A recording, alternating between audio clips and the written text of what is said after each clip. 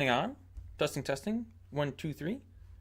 Testing, testing. YouTube, are we working here? It says no data. What?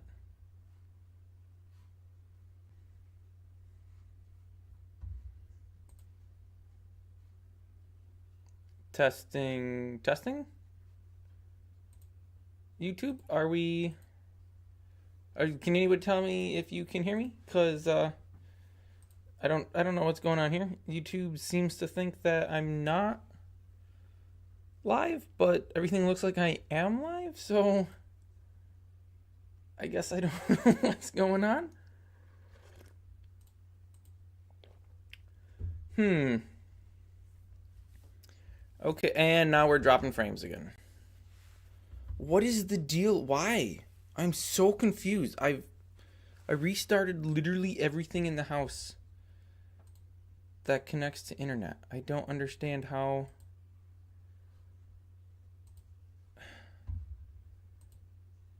Oh, hey, Dog of War. Is the stream working? I can't tell if it is or not. I'm allegedly dropping frames. I've tried everything. I restarted the modem, restarted the router, restarted the computer. Everything's been restarted multiple times. We're still having issues. I don't understand. Okay, well, this is all good. Finally. So, I've made a lot of updates. Let me just break some of these and see what happens. Does this actually take all this away? It does. Okay. Yeah, the particle crystals will exist for 10 seconds after they're removed, but that seems fine. Okay, the world is dark. Of course, it might not be quite as dark as it looks on the screen because I have so many lights on in here, so that my glorious luscious face comes through good on video. Of course, the sun is also setting. Oh yeah, the new sun. That's pretty cool. So let's go ahead and just do a quick little, just pull this till noon. Or I guess 4 o'clock in the evening. So that's our sun. It looks quite great. It's kind of exploded. I'm not actually a huge fan of the texture, but it worked. I just made a sphere in Blender, and then I did a cell fracture on it. And then I put a force field in the center, put rigid body on all of the segments of the fractured sphere, let it run for like 100 frames, so it kind of pushed all the pieces out. Then I went through and just deleted a bunch randomly, and then threw this texture on it. So that's the sun. Then if we do the moon, because yes, we have a custom moon texture as well. If I just go through this cloud real quick. There we go. It's an actual photo of the moon, a photo yours truly took several years ago. And then I darkened it quite a bit because you shouldn't have a bright moon if the sun's not bright, because the moon just reflects the sunlight, and if you're at minimal sunlight, obviously your moon reflection is a little less. So then the world is it's kind of dark, not gonna lie. So I have my torches here. Oh, and yeah, we have some new nodes and stuff. Let me just put I can't even see this. That's because it's nighttime, but even if it was daytime, it would still be pretty dark. So there we go, our long-range beacon. All these no textures are the invisible light sources. Right? That's my thought. Well, you can't see this anymore. I'm looking for it. That's what the sun would look like if it did explode. So, that's what we're doing. And then we have the short-range beacon dropping its invisible lights. I updated the code for those. So we'll take a quick peek at that because I actually just did that today. I'm kind of proud of it. I think it's pretty decent. If I can, here we go. So there is a function, ls crystals update lights, and it just checks which your beacon type is, which is actually passed to the function. And then there's two tables. These are all of the positions relative to the beacon's location where lights are placed. So on the smaller light, you have 12 lights placed. 2, 4, 6, 8. Yeah, 12 lights placed on the smaller beacon. And the larger beacon, I'm not going to bother counting, although I guess it would be an easy enough matter to just go 116 minus 135 and do the math, and I think that's 16. No, wait, that couldn't be 16, so that'd be 32. So 18 or something. I don't know. Anyway, it drops all those lights. And then the lights are also removed when the beacon is dug. So if I go ahead and dig this beacon, the lights all go bye-bye. And then we put it back and they come back. The lights also update depending on the number of other beacons linked to it. So if that's not what I want. Here we go. Short range beacon linked to one other beacon. So the lights are light source 7 right now. If I were to, hopefully this works. If I remove that, that should, yep, these are now light source 6. So the more beacons you have, the brighter your light sources are. Of course, they have to be linked. So that's fun. It took long enough to figure that one out. And it really shouldn't have.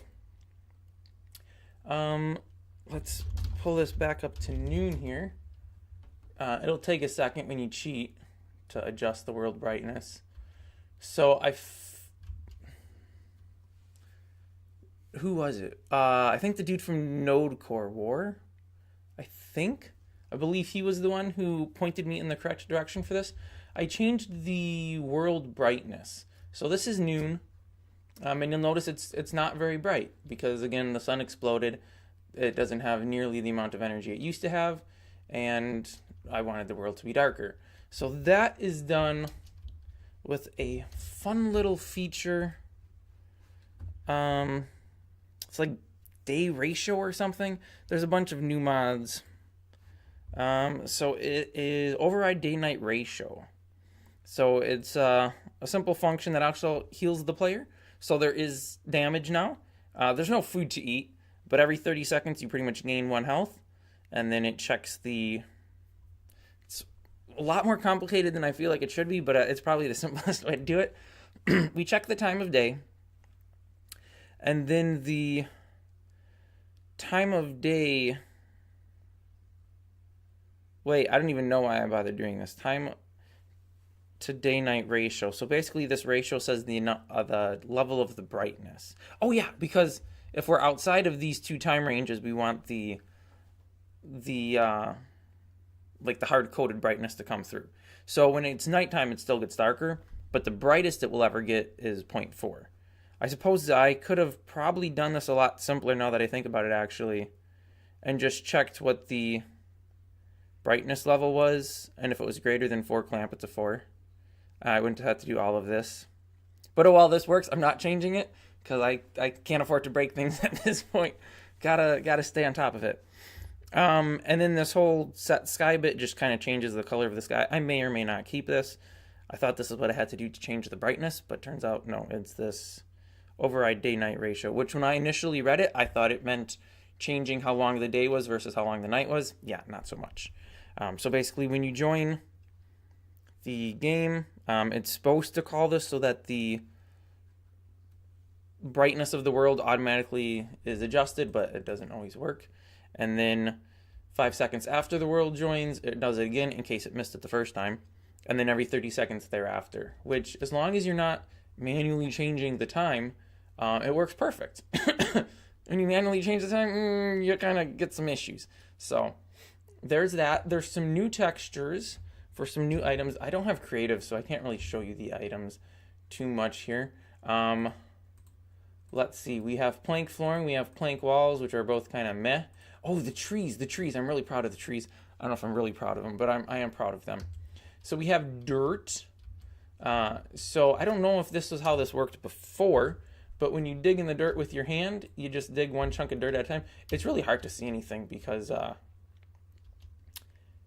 made the world so dark. That was maybe a big oops, but we can fix that by just throwing some long-range beacons up here, and that'll make all these beacons brighter, which theoretically means we'll see what's going on a little better, because right now I agree it is quite hard. There we go. What are these brightnesses sitting at now? Only source 10? No, we need more sources than that, bro. We need this to be bright. What are we sitting at now? Light source 12. Okay, yeah, now we're talking. We got all these little particle effects going on too, but we're not worried about those. We're worried about the digging aspect. So we can dig by hand, and we remove a quarter of a node each time, and that'll give us this dirt item, which, fun fact, is actually a texture. I took a clump of dirt from my yard, threw it on the drive. I didn't throw it, I placed it on the drive. If I would have thrown it, it would have exploded. Placed it on the drive, I took a photo of it, painted out the background with just intelligent scissors because I wasn't too worried about how quality it was. And then I just scaled it down. No, that's my dirt texture now. Gravel is still a temporary texture.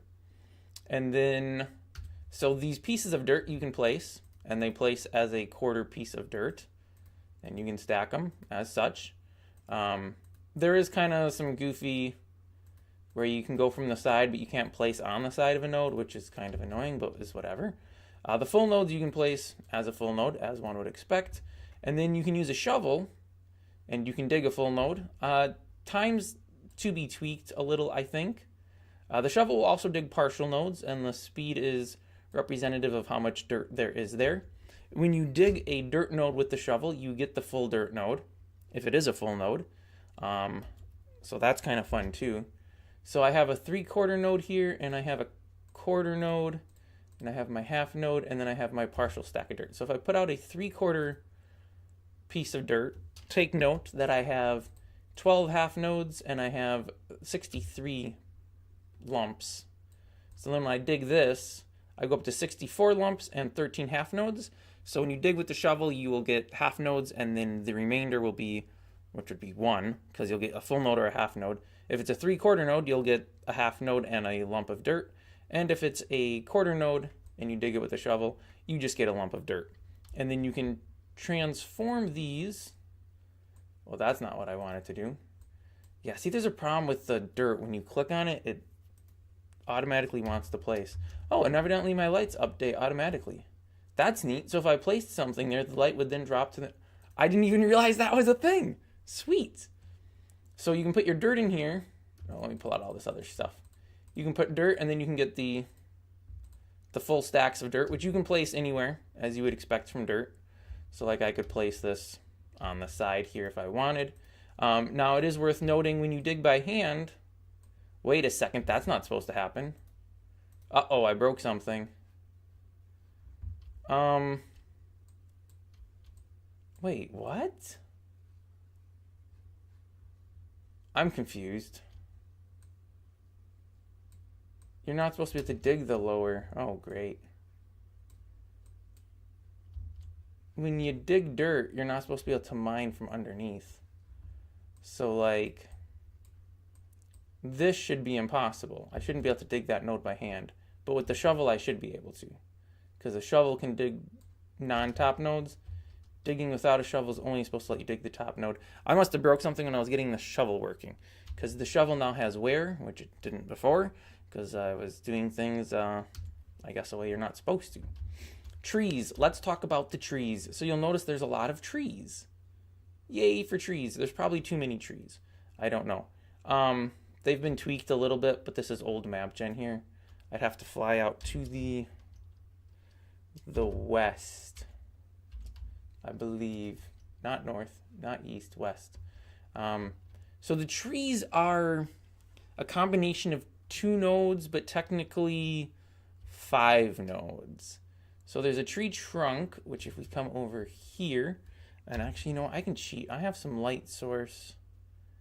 Well, I have some light source 8 nodes here. So let me place some of these out to give us some light so we can kind of see. Oh, you know what? This actually is not even far enough out yet. Never mind. Here we go. Let's get out far enough to where the trees are actually done the correct way. So the tree trunks now swell out at the bottom, which they used to, but that was put a node into the ground. There's kind of this limit to a collision box being 3 nodes tall, which this is 3 nodes tall. So I had them 1 node in the ground before. I don't really know why I was doing that, because it was kind of stupid. It made the tops of the trees too low. But you can dig the tree.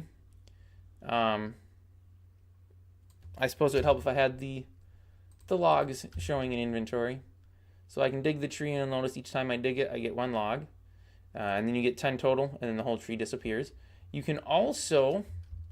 I had to do this because I don't know, people would try it. You can dig the top of the tree, and it'll do the same thing. However, when you dig the top of the tree, you get a flicker. Unfortunately, but it removes the whole tree, and you'll get the 10 logs from it as well. When you dig the tree top, it places air, and then the server, even though it's locally the server, says, no, that shouldn't have been removed, so I'm going to put it back. The tree trunk, I avoid that happening by doing I forget what the thing's called. It's like a placement prediction, client placement prediction. So when you dig it, basically the client is told, hey, when this node is dug, replace it with this node. So it just replaces the node with itself, and that makes it so it doesn't flicker. The tree tops can't do that, because basically what happens, MapGen places the trunk, and then there's an LBM that runs. Currently it runs on every load. That needs to be changed so it just loads once. And it picks from one of 4 random tree tops. So I don't know if we can really see this too well, but we have this tree top. There's this one that has this long curvy branch on it. This one I think is different than that one. And there's one more. I don't know. There's 4 total. So this LBM just randomly selects a tree top, throws it on the tree trunk. And then these tree tops all have the deg rotate param type, which basically lets you rotate the node 360 degrees in 2.2 degree increments, I believe it is, or 2 degree increments, something like that. So they're kind of all random on the tops, so that way they don't look super similar.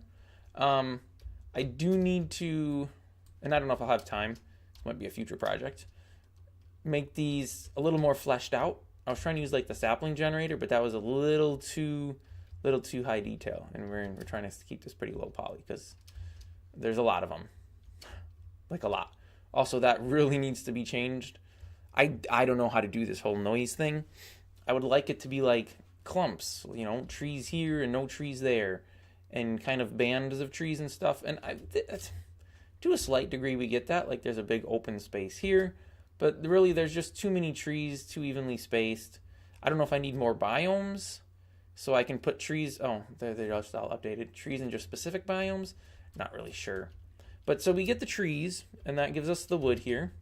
So then we can take the wood onto our workbench. So let me throw the wood in the workbench, and then we can get planks, or we can go directly to plank floors or plank walls, which I have a bunch of those. The plank walls, this texture is not completed yet, as you can tell from the black parts on it. Basically, I just took some photos. I don't really care for this right now, honestly. I took some photos I have of different woods and pretty much turned them into planks.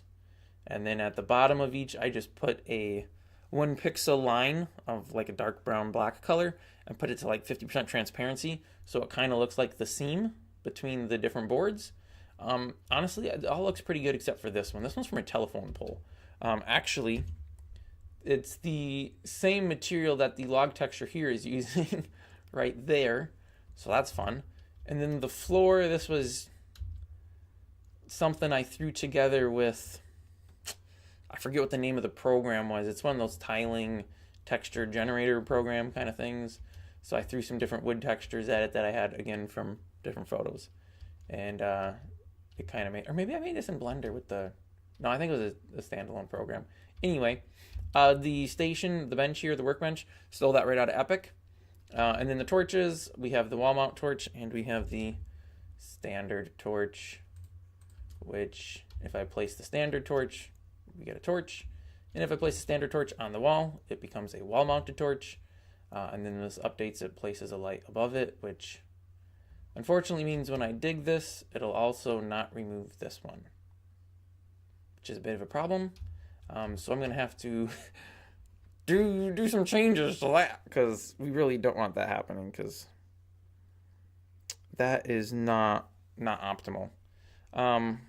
Cluster code from ores and apply it to tree spawning. I kind of stole is a strong word. I borrowed the code from Kobold Krieg. I was like, well, I had some decent stuff going on in here, right? Well, I guess I didn't. So I thought I did. turns out not so much. So these are my trees, and like there's a big space here with no trees, and then there's more trees. And then big spaces with no trees, and then trees, and it kind of works. Now, of course, it's on a much smaller scale, so maybe that's why it doesn't really work the way I wanted it to work on a larger scale, but this is what I'm trying to accomplish. Where you have like, I don't know, a noise pattern that the trees follow, and then you have large areas where there's no trees. And I don't know, it's just not working out the way I want. However, while we're here, these little metal mines, I don't know, and the stone ones, I stole those meshes. I did modify them slightly, but those are now the, if I can find one out here, I'm sure I can. Here we go. Here's a stone mine. I can't interact with it yet, but that's a thing. And there's 4 different varieties of those. I'll just give you a stone. I might actually make, here's a smaller one. I might make the 2 smaller versions because there's 2 big ones and 2 small ones. I might make the small ones metal mines and the big ones stone mines, just so we have metal available. I don't know if we need metal. But yeah, that's that. And I think that's pretty much it for those updates. So with that all out of the way, oh, and I have to mention, for no reason in particular, it's way easier coding when you have like a computer with 3 monitors. So you have one monitor that has your code on it, and then the second monitor I can have the API up on, and I can have, like, if I'm making files, I can have 2 explorers open, file explorers open, one for the mod and then one for where Blender export goes to. And then the third window can have the Luanti window, and I can see everything at once. Yeah, over the weekend I was doing it on a laptop, so I could hang out with the kiddos and stuff. That's a pain in the butt. Not something I enjoyed doing. But let's get to some of the issues that we just discovered. So the light. So we're dropping the light. So I think we got to check this out. So we have the ABM that checks the beacons every 10 seconds, and it checks half of them each time, and then it runs the find beacons function. So if we go ahead and do the find beacons, that function here checks for beacons to link with. It just checks if it's short range, long range, it looks, and then if it finds a beacon, it goes to the link beacons function. So then we need to go and find the link beacons function. Someplace it's calling update lights, essentially, is what we're trying to find. So this really should be organized better. Why do I have ABMs in the middle of actual functions? Link beacons. Okay.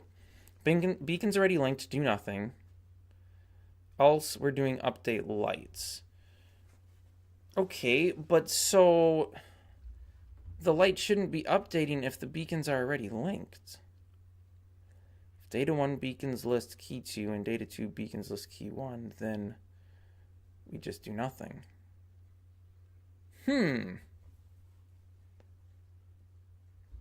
Yeah, because the idea that the lights are updating is because the brightness can change depending on how many beacons it's linked to. And that actually happens. That actually happens right here. It counts the links and it adds 6, and then it does math minimum. So it'll either be whatever that answer is or 14, because 14 is the brightest you can go. So that's why that does that. But this should not be calling when the ABM runs. Okay, well, so then if that's going to do that, I guess it's whatever. I'm not too worried about it. I am worried then, though, that we have something like this. So we're going down. We're checking if it's an invisible. Oh, that's removing. I want to drop it. So when you drop a light, it's just checking for air. And if it hits a non-air node, it'll place an invisible light source. Or if it hits one of its brethren, another invisible light source, it'll update it to whatever it should be, which is fine. That's what we want. So the dropped light, I almost need to do, if I just take this line out, it'll go down the full 20 nodes regardless of what it finds, and it'll remove any invisible light groups, which might be what I want to do, because the only thing placing invisible lights are the beacons. So if I take that out, and then we hop in here, I now should be able to remove this beacon and actually remove both of these lights. And it does. Perfect. And it left the torch there. Okay, that's what we want. So then I guess it's fine if we have a light placed above the torch and a light placed below the torch. Now I do wonder if I take this out, and then whenever this thing runs the update, is it gonna put the light here? And because I never tell it to remove any lights it bumps into on the way down. I wonder if I should do that.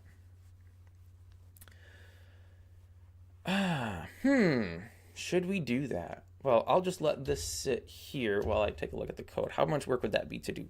So we have drop light. While I is less than 20, we're counting down. If the node name is air, then we're adding 1. If it is invisible light, so I think what that's going to do is run into the invisible light source. Yeah. So it'll run into an invisible light source, even if it's no longer as low as it could be. And it'll place it at the... okay. I don't think we want that. So what I would want to do then is if it finds an invisible light source, we would then want to check the position of the node below it and see if that's air. And if it's air, we want to keep going down. And if it's not air, then we want to update it. That seems like a lot of work, but I think that's what we want to do. Or if it finds an invisible light, we could remove the invisible light and continue on, right? Because this, if the name's not air, and this will only run after this one runs because it runs in order. So if we removed this and it was the bottom light source, I don't think that would matter. So let's just take this out, take that out. This is the new position, so this is the node above itself, I think. Pretty sure. So we're just going to go ahead and do core remove node and then new position. I don't know what just happened there. New position. Okay. So nothing's changed here. I don't know if that's updated or not. We're going to go ahead and exit and then come back in. And I may need to place another beacon to force that to update. I don't really know. I'm going to try to... I hate that. I'm going to try to place some dirt. I can't see anything. This is horrible. I got too much light going on in here. Okay, so we're going to place this high so we avoid this tree. Because trees are the bane to beacons. I'll put a long-range beacon in. Hey! It dropped the light. And the light exists where it should. Problem solved! Well, that was easy. I expected that to be quite a bit more difficult. Now we have all kinds of particle systems flying around here. This is great. Okay, we do need to figure out this whole dirt kit and caboodle. So if I right-click on this with this floor plank, it pulls up my short-range beacon. It says it's only linked to one other beacon. I find that hard to believe. There's too many particle systems flying around, I can't tell. It looks like that's linked to that for sure. It should be linked to both of these. Oh, now it's updated. 4 other beacons. 5 other beacons. Okay, what's going on here? Is it actually 5 beacons? Are we sure on that? Or do we maybe want to do a redo? Maybe it's actually 6 beacons. Okay, it says it's linking to 5. So this should have some pretty bright lights now, actually. Only source 8. Well, that's not right. Okay, well, there seems to be some bugs here. What is this at? This is at light source 10. This is at light source 10. Oh, wait, but now these are Lightshard sign. Okay, I guess it just took a second for them to update for some reason. That's fine. That's fine. It works. Okay, this is getting a little much with all of these invisible lights showing. So, before we do anything else, let's just make the invisible lights actually invisible. So those are part of the... No, I don't think I put those in LS Core. Yeah, so I added... Oh, no, not just an empty. That's not the light. So that is an LS Crystal. I added a handful of new mods.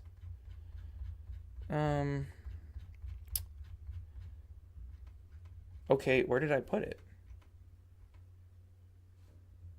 I guess I'm gonna... Oh, no, yeah, I can look right here. LS Crystal Light Source. So it's definitely in here someplace. There we go. So we're going to put the draw type back to air-like. And we'll change pointable to false. I can take away the breakable because I never need to actually break that by hand. That's the only thing that existed for, was for breaking by hand. Hey, there we go. All the invisible lights, they're actually invisible. Oh, it's so much cleaner, so much better. I can see all my little particle systems going around. This is a bit excessive. I wouldn't recommend or expect anybody to actually do this, seeing as how they'll be a little expensive to make them. Okay, so see, this works. I can right click with that. I can right click with this. But then I right click with dirt and it immediately places dirt on half of it. That's kind of weird. Why doesn't it place the dirt there? It also doesn't open the... Well, what? Okay, so the dirt is an item. Okay, I know there's a way to make this work because torches do this. Okay, we're going to take this out. I might just pull up the torch code and see how it works. So this would be in LS items because dirt's an item. So I put it into the LS items mod. There's a lot of LS mods. LS items, we have LS items dirt. And there's actually, the gravel does the same thing. So you can dig gravel in steps of 4 by hand, or if you use the shovel, you'll do the same thing. You'll get the full node, or you'll get the half node plus the fraction, or you'll get the fraction if it's at quarter node. Hopefully that's all correct. But because of this, we have an on place, and this just kind of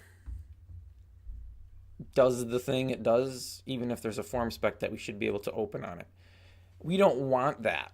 And now I know that the torch had some I don't know if compatibility is the right word, but it had some code to handle that. So if we go to, I think that's this one, yeah, okay. And then we go to default, and then torches is its own file, which somehow has changes in it. Oh wait, that's tools. Uh-oh, I changed something in tools.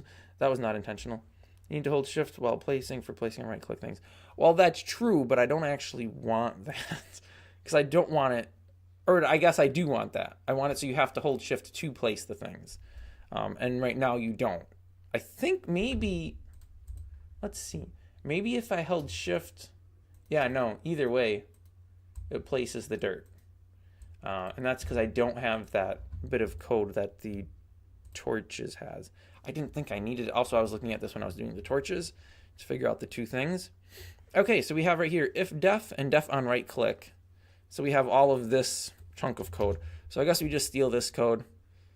Thanks my test game people. And then we put it into, well, of course it would close that file because it doesn't ever seem to know which file I'm actually interested in. I guess we would put it right there. Of course, now I need to define what def is. And of course, now it closed the torch file again that I'm stealing this code from because why wouldn't we? Okay, so this is on place. Let's put this onto another window so we can kind of see, or panel, I don't know. On place, function I'm stack user pointed thing. We have, oh, I see. So I should have not put that there. So I have local node, which they're starting with local under. Oh, I have some different names. That's why, which is fine. And then we have the def, which is the definition of the node, which would be the same as this def. So then underneath def, I guess you'd place this if def and def on right click, and then blah, blah, blah, all of this. I don't know. See what happens. I think this is what they call vibe coding. Oh, and it crashes. That's good. That's good. Invalid vector. Expect the table got nil. Okay, and what's the actual error? From get meta. Excuse me, what? I'm not trying to get meta from anything. Oh, wait, this is from in simple crafting. Wait, now what? I am confused. Items, line 14, on place. Okay, well, that's where this is called from. If def and def on right click and not placer and placer is player. Oh, because this on place has user. Wait a second. What? On place is supposed to be placer. How did I ever have user? It's very possible that I just never cared about that user value. I probably didn't. No, I don't think I did. Okay. Well, that crashing.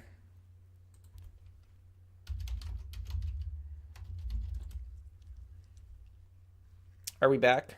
I think we're back. Sorry about that. I don't know how much we lost. Oh, a couple minutes. Oh, that's fine. I've been having issues with OBS lately. I don't understand why. It just randomly crashes for no reason. Since I had it start adding the terminal in for Luanti, I've been having these weird issues where it crashes, and I don't know why. Okay, so this latest error now that we're having. Now I have to go back and cover up the last 2 minutes. So it still crashes. It's a different error now. The previous error was it returns if the node you're pointing at has a right click function defined, it pretty much just passes the values through, and it was passing through. Oh, well, now I messed things up more. I can't use node because node is the node from. Wait, what? I'm confused. Def on right click. What's on a right click? Does on right click put node in? Because if it does, I can't use node twice. That'll obviously be an issue. Wow, I had every single finger on the wrong key on the keyboard, and I typed out what looked like some kind of sorcery stuff. Like I was trying to summon a demon. Nope. Here we go. Position, node, clicker, item stack, pointed thing. Okay, well, so clearly we can't do that. So I can't call this node anymore. How am I getting a... okay. Well, I guess we'll do like Torches did and we'll call it under. Which unfortunately probably breaks other things. Under, core, get node, pointed thing under. Then def, it should not be node name anymore, it should be under name. I think that should be all right. And then return def on right click under node, which node doesn't exist. So I think I have to get node. Oh no, wait.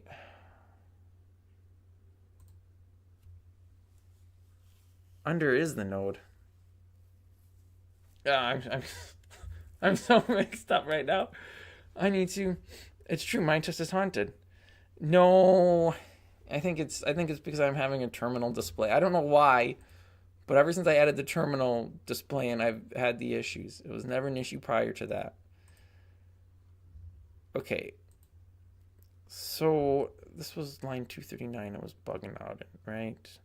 Here we go. On right click, I need to pass a position. Under is not a position. Pointed thing under is a position, though. Can I pass that? Would that work? We're going to try it. Pointed thing dot under is my position. And then node is no longer node. Node should be under because under is the node. And then placer, that's the placer, obviously. Which we need the position, we need the node, we need the clicker. That's position, that's node, that's clicker. Item stack, pointed thing.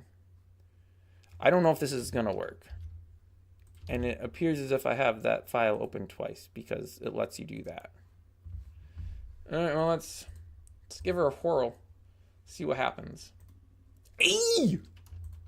Oh, no! Not when you shift click, it crashes. What? Okay. So this is in Lightshard's line 23, attempt to index global node. So I think that's my own fault for changing from node to under. Yeah, see, I'm still using node here. This needs to be changed to under, which means this also needs to be changed to under. Do we have any other instances of node which now need to be changed to under? No, actually, it looks like that might be it. Pointed thing under, we're getting the above node. Yeah, I think that's the issue solved. Let's see. So we can open that. It works. All right. I really need to get rid of these light sources because I should not have those. That should not be possible. Also, the treetops, you should be able to have those as nodes. They're only supposed to drop as longs. That was from when I was doing some testing. So actually, I can place this just for funsies. Seeing it does place one node underground. Okay, well, that was weird. Huh? So if I place a tree and dig the dirt, I get the whole node? What? Oh, you know what? That actually makes sense because now there's a node on top of it. I guess that's what we're fixing next. Oh, first let me get rid of these items. So there's this fun little chat command called pulverize. And it'll just eliminate what's in your slot there, which comes in handy sometimes because like I don't need all this junk. It's just messing up my inventory. That didn't work. There we go. All right, those are pulverized. All right, let's go back to the dirt. Let's see why the dirt is not acting as the dirt should work. Okay, we don't care about the on place of dirt. We actually need to find the dirt and find the digging of the dirt. So that should be in ls map, I think. I forget if it's called map or map gen. Yeah, it's called map. And there should be something called nodes. And now this is actually done in a function here. So we'd have diggable nodes. It only loads dirt and gravel. Maybe I'll add sand. I don't know. So we have after dig node, if core get item group tool, so it's checking what you're holding. If you're, well, it doesn't even matter what you're holding. Whatever you're holding, it gets it and it checks if it's a shovel, essentially. If it's a shovel, it removes the node and then it adds the respective node into your hand, which is what it's supposed to do. Now, if you're digging by hand, which would be anything down here, above vector, if there's an above node, if the above node is buildable to or walkable, or wait, if it's buildable to or not walkable? What does walkable mean? Does walkable mean you can walk on it, or does it mean you can walk through it? So the invisible light is walkable, meaning you can walk through it. There are no buildable to nodes in my game other than the invisible lights, and that's the only reason this needs to exist. Do I need to check both? Or not. If def buildable true, this is buildable true, or not walkable. Not false, which would mean true, then we dig it. Nah, something's wrong there. Because I had a tree trunk, which wouldn't be either of these. If buildable, true, or not def walkable. Oh, but no, because this is swapping it to level 3. So what is happening? Do I just need to do...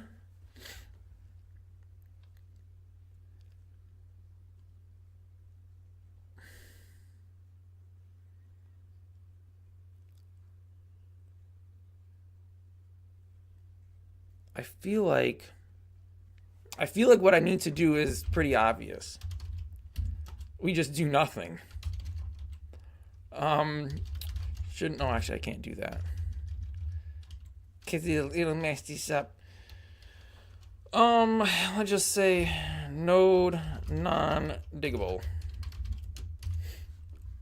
Let's see if that was the issue. Whoever defined walkable didn't understand it. Right? Walkable... No, actually, it kind of makes sense. So walkable means you can walk on top of it, not through it. So the invisible lights I can't walk on top of because I go through them. So they're not walkable. If I built a bridge out of invisible lights and I tried to walk across it, I would fall through it. It's not walkable. Walkable means you can walk on the top of it.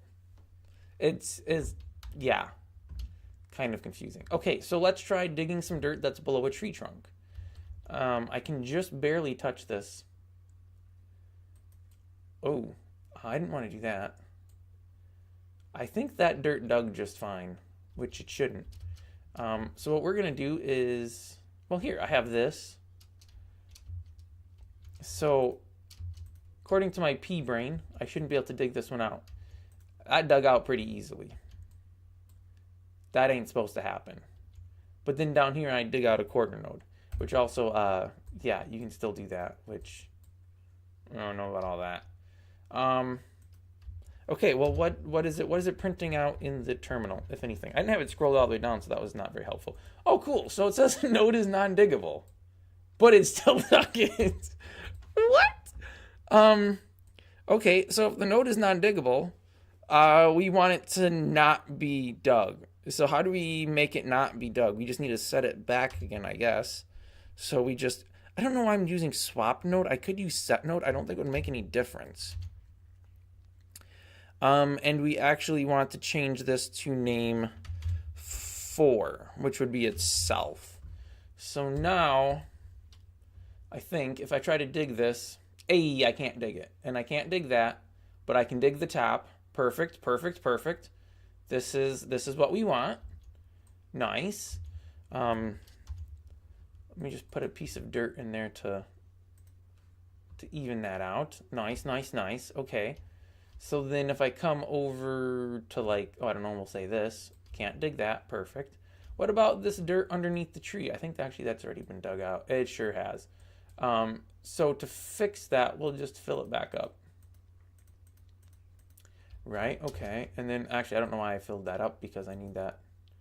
Oh, well that's interesting. Yeah, I hadn't thought of that.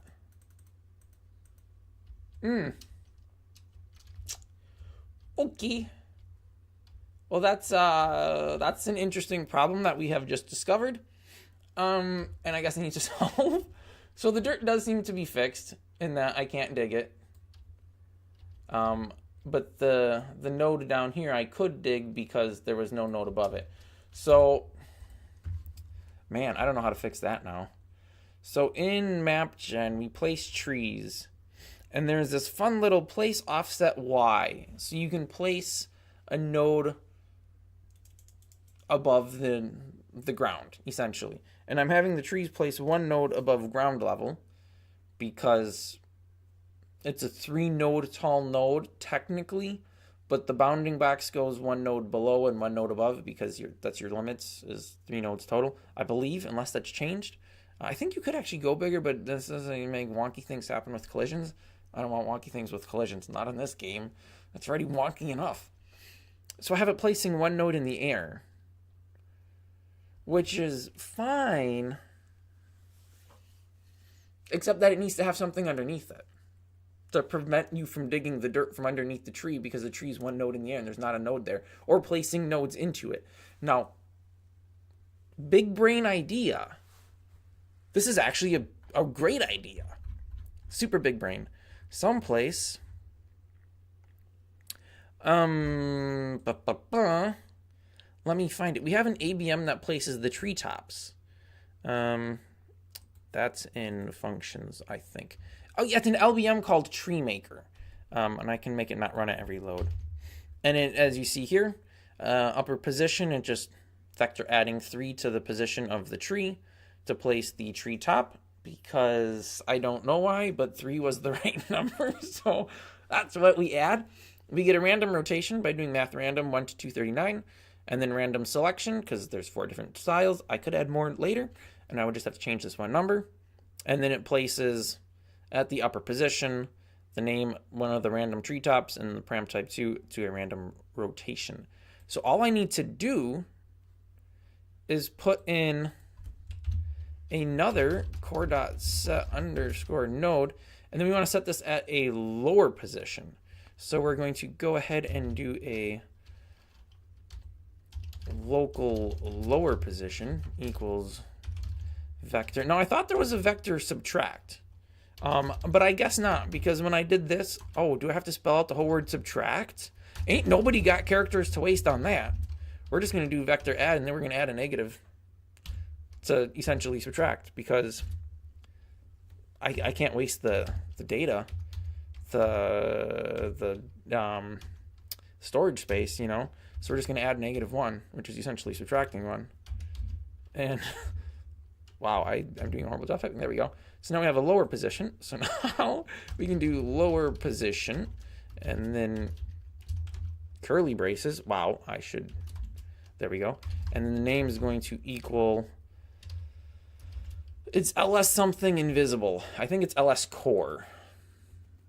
Ls core nodes empty. Yeah. So we're going to place an empty node, which exists for the sole purpose of this very thing. As you will notice, it's an empty node. It's air-like. It's light. So the light passes through. You can walk through it. You can't point at it. You can't dig it. It drops nothing. Almost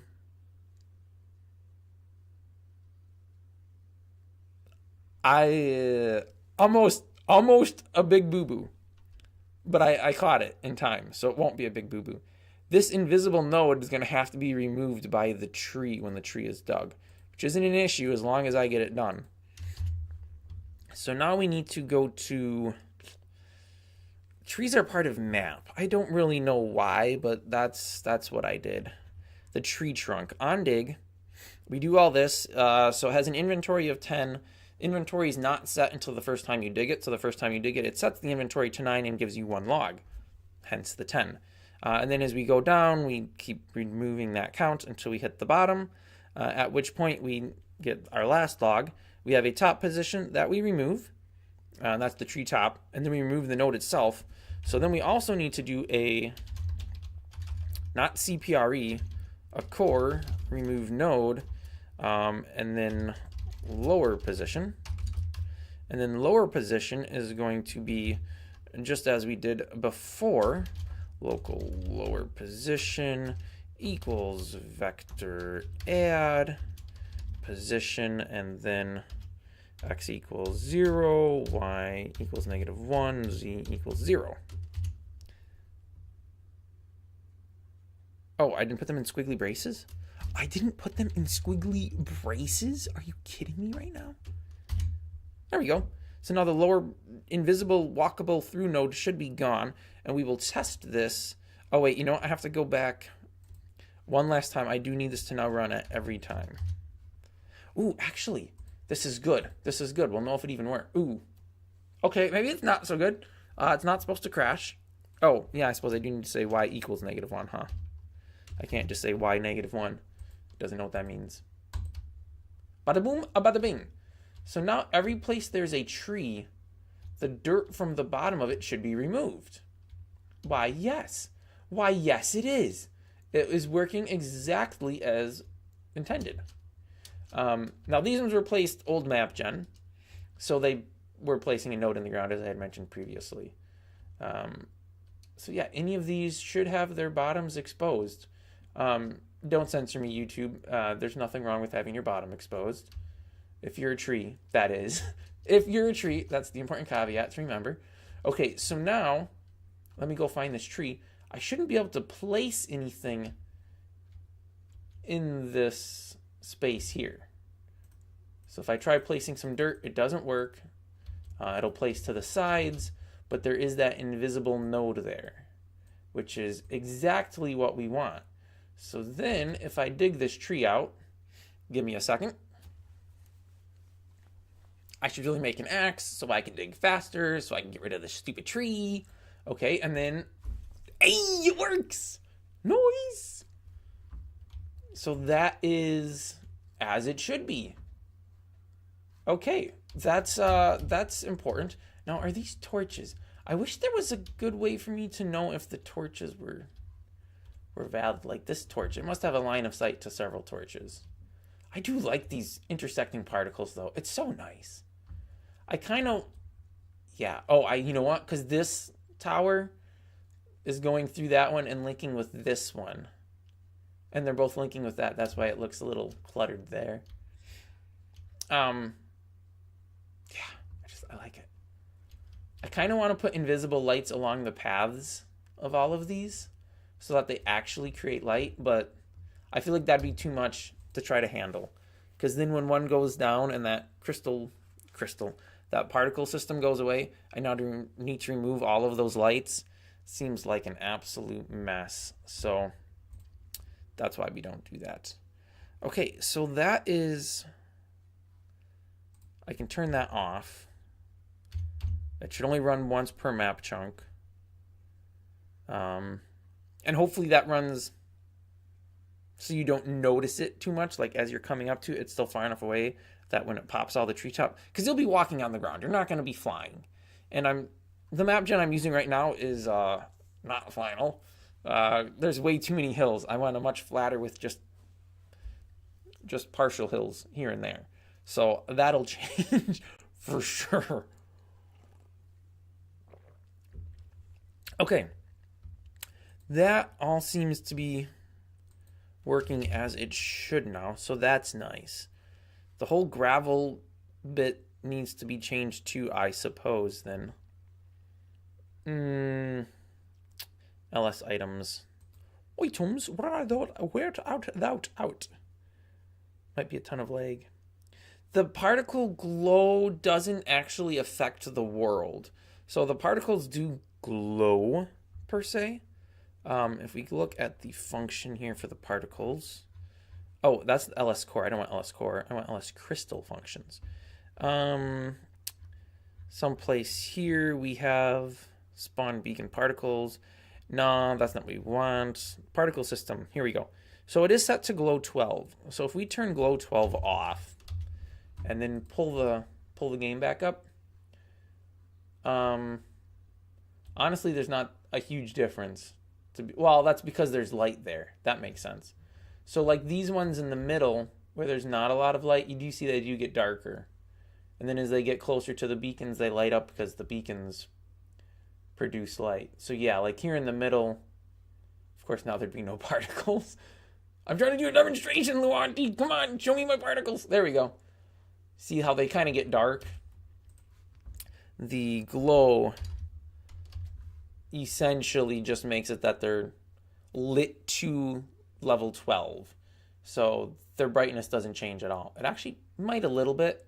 As they get closer to these, they might lighten up a smidge because 14 is your max light level. But yeah, they're emitting their own light, but they don't affect the world around them because that would be, yes, probably very laggy because of the whole way that lighting works. Lighting is actually baked into each node. So like this node has a light value stored in it, and that's what it uses to determine how much luminance to give to the texture, I suppose. It's probably a fair way of putting it. And that's why we're kind of so limited to our lighting. Like we can't do colored lights because it's just pretty much storing a luminance value. I think it's 2 actually because you have like natural light and daylight. But yeah, you can't like have actual colored light with this system because The system's not designed for it. They'd have to redo the whole system, and backward compatibility and all this stuff. Nightmare. So, yes, the particles do just look brighter. Crystal sparks. Okay. So that's solved-ish. That's working. We do need a way to get the crystals. I don't know why I keep calling them particles and crystals, getting those two mixed up. We should probably work on the stones, huh? Because that's kind of a big bit of things. So that, oddly enough, wait, why is there a file called Stone Lua with no stones in it? That doesn't make any sense. Or I could fix the treetops, but that's going to be really annoying. So we ain't doing that. Where are the stones? I don't even load that file. Wait a second. Where do those stones exist? What? They've got to be in here. They're mesh nodes. Oh, here we go. Okay, how about we take... It's actually kind of crazy that the entirety of the stone bit is those few lines. We're going to go ahead and paste that into Stones Lua, because that's just going to make it neater. And then this, we're going to take all of the tree stuff, and I'm going to go ahead and create a new file, and we're going to call this trees.lua. That's not what I want. And then we're going to cut the trees out from there, paste them into here. And then I suppose, because we still need those to actually get loaded, because, you know, there's important stuff in them. We got to change this one to stones. And this one to trees.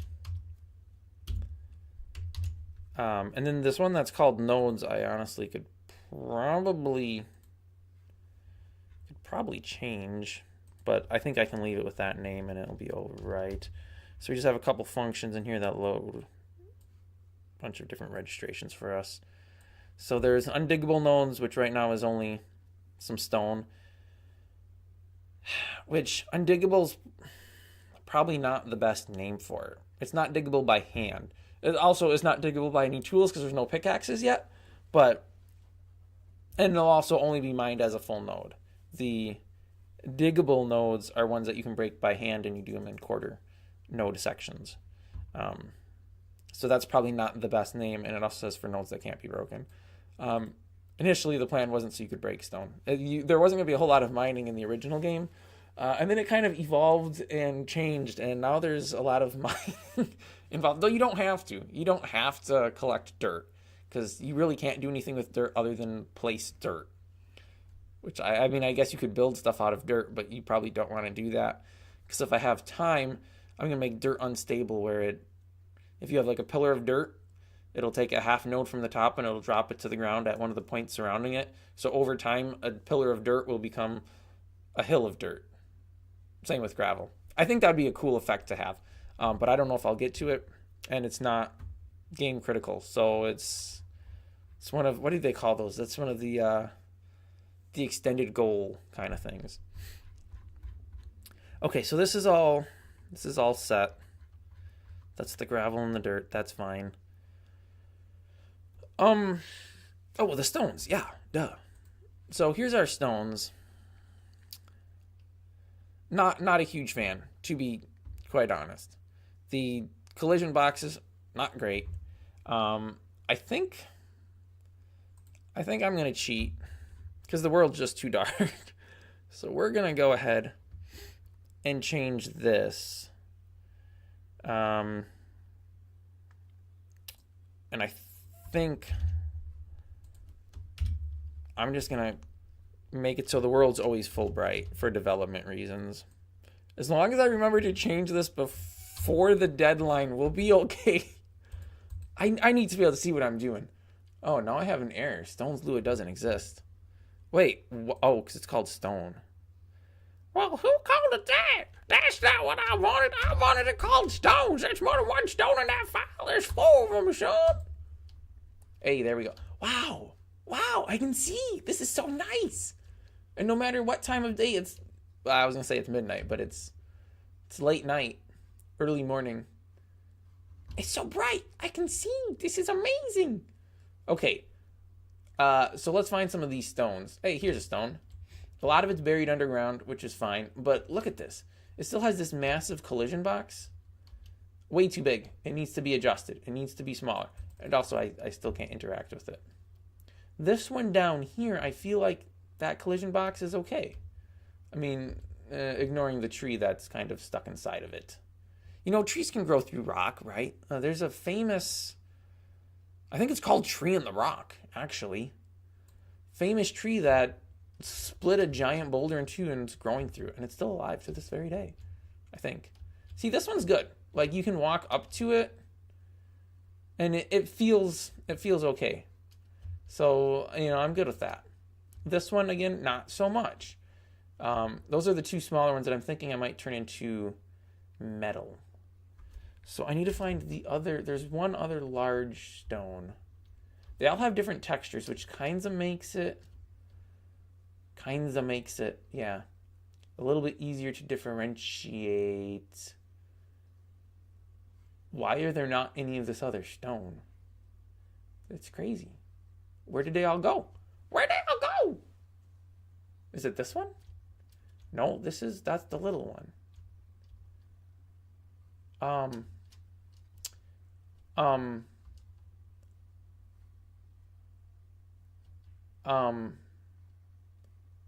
What? Where did it go? Like, for real though, where did it go? I know it exists because I've seen them.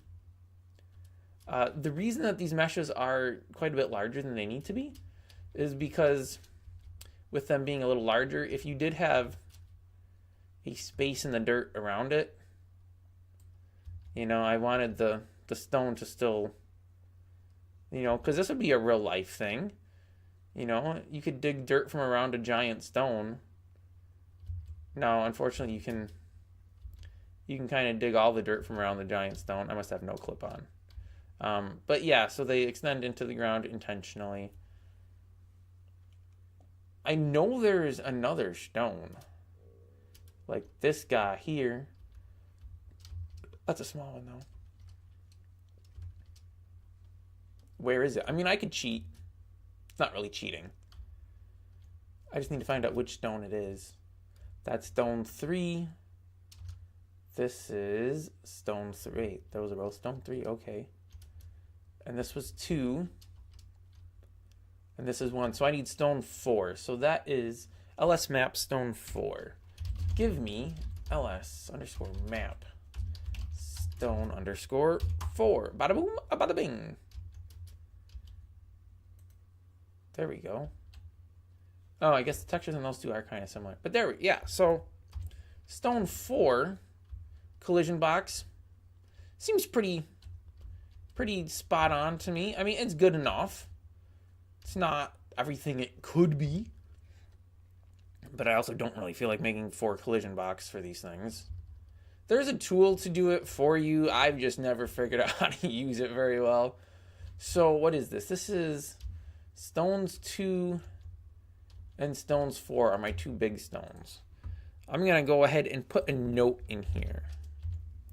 Or do I even do that? What if I just rename them? Well, we'll put a note in anyway. Stones 2 and 4 are big. Very descriptive. And then we'll do another note. Stones 1 and 3 can be metal. Hey, there we go. So then I guess, you know, I could just register each one individually if they're going to be different things. And why is it open on both panels? That's kind of silly. And then I can just use a common function between the two to handle drops and everything. That's probably what the best solution is. It would probably still make sense to rename them so that, I don't know, maybe I could call 2 of them metal and 2 stone. Let's do that. I don't know what's going to happen when I do this. Okay, well, that's not what I thought would happen, but that's fine. I just opened Blender and everything disappeared. Oh, hey, wow, I'm big. No Blender window, though. Ah, bada boom, bada bing. But I don't think that actually works, because if I go back to code editor, okay, code editor, Blender, and it switches up to this for some reason. Let's take a look at the automatic screen switcher. Nothing actually is intended to change it to Blender. Actually, yes, it is. It changes to a screen, which isn't. I mean, also that's for Blender 4.4.3. Oh, that is actually the version of Blender that I'm still using. Okay, well, so we're just going to change that to go from that to doing modeling Blender, and we're going to add that and close. So now, it works. Okay. So let's go ahead. Oh, hey, it opens all this stuff too? I think that's cool. Open recent Lightshard. And it's an invisible file. I do need to quickly change my preferences here to make my UI interface a little bit bigger so y'all can see what's going on. We'll just do 2.5 or 1.2.5. I think that should work. Okay, so then on the side here I have my lovely sun collection, which I don't know if that'll actually... Where is it? There it is. But it's not exploded anymore, really, which is because it's the thing. So we're going to make that invisible again. I have my trees, my beautiful, beautiful trees. Ignore the fact that everything's using the crystal texture. That's just kind of what I pulled through. I only had to put that on so that way I could get the texture to be scaled correctly, I guess. So we got our 4 different treetops. That's just done all with curves. It's actually really fun. So if I can find where I put the curve, here we go. So the branch is literally just a curve with a profile. So you can just extrude this out wherever you want, and it makes a branch grow. Right? Pretty cool. And then if you want to change the thickness on it, Alt-S, you can scale the size of the individual points. So, you know, you could make it look like a Popeye's arm by making that one huge, or whatever. So that's how that works. I think there's a way to normalize the scale from the furthest point, you know, from one end to the other. I was just doing it manually because I was pretty much just scaling it down on the first couple and left it at what it was. But anyways, that's my trees. Nobody cares. Items. Let's look at the items. I don't even know what the items were. Oh, these are my inventory items. So we have the log, telephone pole texture, and a log end. And then the backside, well, because you don't see it, it didn't matter. And then my plank, again, the backside, it didn't matter. It was a photo of a fence board I took. And then the end of it, I just squished the texture down. Or I stretched it out really long so that it squished the texture together here to make it look like end grain instead of side grain. Kind of genius, if I may say so. And then here's my 2 torch textures, or my 2 torch models. But yeah. And then the stones, here we go. Our stones, I'll put this to 0. So we're going to call this, because this is a big one. So this will rename to, well, actually, you know what? I'll change the small ones first. Only because they're changing to metal. And then I don't have to worry about naming conflicts with the other stuff, which is kind of nice. So then these will be my 2 metals here. Bada boom, bada bing, something like that, I guess. So this we will change to metal_1. Actually, let's do this the smart way. So I'm going to go ahead and call it ls_map_metal_1, which you might be thinking, wow, that's a bit excessive, isn't it? Yes and no. So there's this handy add-on that I've been using, which is not really very true. I used it once and found out how incredibly powerful it is. And I was like, why have I not been using this? Was my actual response. It's like, what? This does all this? And I've been doing this all like an idiot by hand? It's great. I got to show this to you. All right, so these are renamed now. So I can go ahead and select all 4 of these, and you'll notice, oops, not the line, all 4 meshes. And you'll notice that my only one set to 0, 0 in the world. The other 2 are other 3 are offset. I can use this ACT, which I don't remember what ACT stands for, to export them. Apply location, so it'll set everything to 0, 0, 0. And then, I mean, you can do all kinds of other things, but this is all I care about is the exporting. Exporting 1 to 1, you can export all to one file, you can do whatever. I'm just doing 1 to 1, I want each of these as their own files. We're going to apply the location. We don't want to delete the materials, we don't want to triangulate meshes. We have custom export options, which we can have smooth groups or separate by materials. I don't have those, so I will, I'll turn them off. Custom export path, I'll leave it where it exports to. You have some other things too. Again, I'm not using any of those. I just want the export OBJ button. I click that. It does it all silently, so you don't even know what it's doing. First time I was like, did this work? And it did, and it puts them all into a folder someplace. I don't remember where it puts it. Yeah, where did it put it? I think I put it into a subfolder of where the folder was located, which this is located. You can't see any of what I'm doing, but it's located here. Yeah, it puts it in a file called OBJs. Now it does export the MTL files, which I don't know why it did that, because I don't remember telling it to export materials.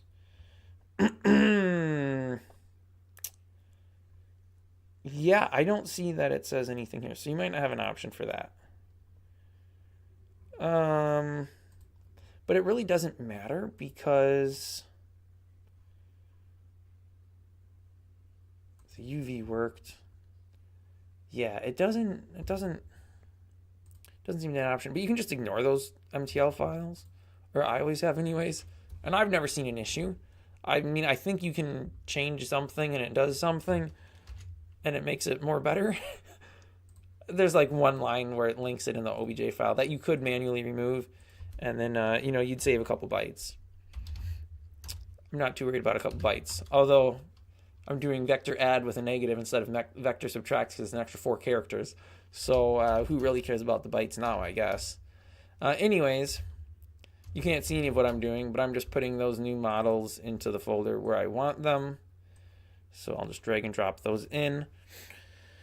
And we're going to replace the map stone 1 and 2, and then 3 and 4 I can delete. And then if we come back over, well, actually, let me save the blend file quick here. And I'll actually quit because I don't need that up anymore. Hey, and we're back to here. So now we have stone 1, ls map underscore stone underscore 1. I guess we're changing that to 1. I don't know if this is going to matter. I hope it doesn't. I just changed what the textures are. It shouldn't. And then technically, I guess stone should really be, or metal should be in a separate file then. Why is that lower? That should be first letter caps. Stone mine. I don't know how much that even matters because technically you'll never see that. But still, it looks better to do it this way. So that's what we're doing. And then these are both using the same collision box, which could be changed in the future. And now, if we go ahead and launch the game, we should have a bunch of unknown nodes, which is a bit unfortunate, but it's whatever. It's all right. All right, so we have this with its texture and this with its texture. I would say they both look like they're about the same texture resolution. It does seem like it's a higher texture resolution than the dirt, but the world's going to be so dark for most of the time, you're not going to be able to tell anyways, you know? And then the metals don't exist, so I suppose we need to make the metals exist. So I'm just going to go ahead and copy all of this, and we're going to go ahead and create a new file. We're going to call it metals.lua. You know, that's what we're going to call it, whatever. It's metal mines. It's not really accurate to call it metal because you'll be harvesting some metal, but you also get some stone from it. Because, I mean, let's think about it. When you mine metal from the earth, I speak from zero experience here. I don't think you just get like a straight up chunk of metal. you have to like crush the stone down and work the material to actually get the metal out of the stone, I think. You'd have to watch what's that YouTube channel? Primitive something or other, where the guy like allegedly makes all this stuff primitively, and he's like getting metal out of sludge from in the river and stuff. I don't know. I've heard stories that some of that stuff's kind of faked, but I don't know. It's entertaining to watch. I'm not gonna lie. I've watched it. Like, oh, it looks cool. I mean, kudos to him for at least making it look like he's putting in the work. It looks legit. I don't know if it is. All right, so now we do need to go to map gen, and we need to change some of these stones from stone to metal. I don't know if it makes any difference which. It probably does, but whatever. I don't care. So we have stone 1, stone 2. Yeah, that looks good. These are both placing on gravel and dirt. This one's placing on dirt and stone. This one's placing on dirt only. I don't know. I might want to change these, but we'll put one metal onto dirt only. And then that's on dirt and gravel. That's on dirt and stone. That's on dirt. And this is on dirt and stone. Whatever. If it's horrible, we'll change it. That's the beauty of it all.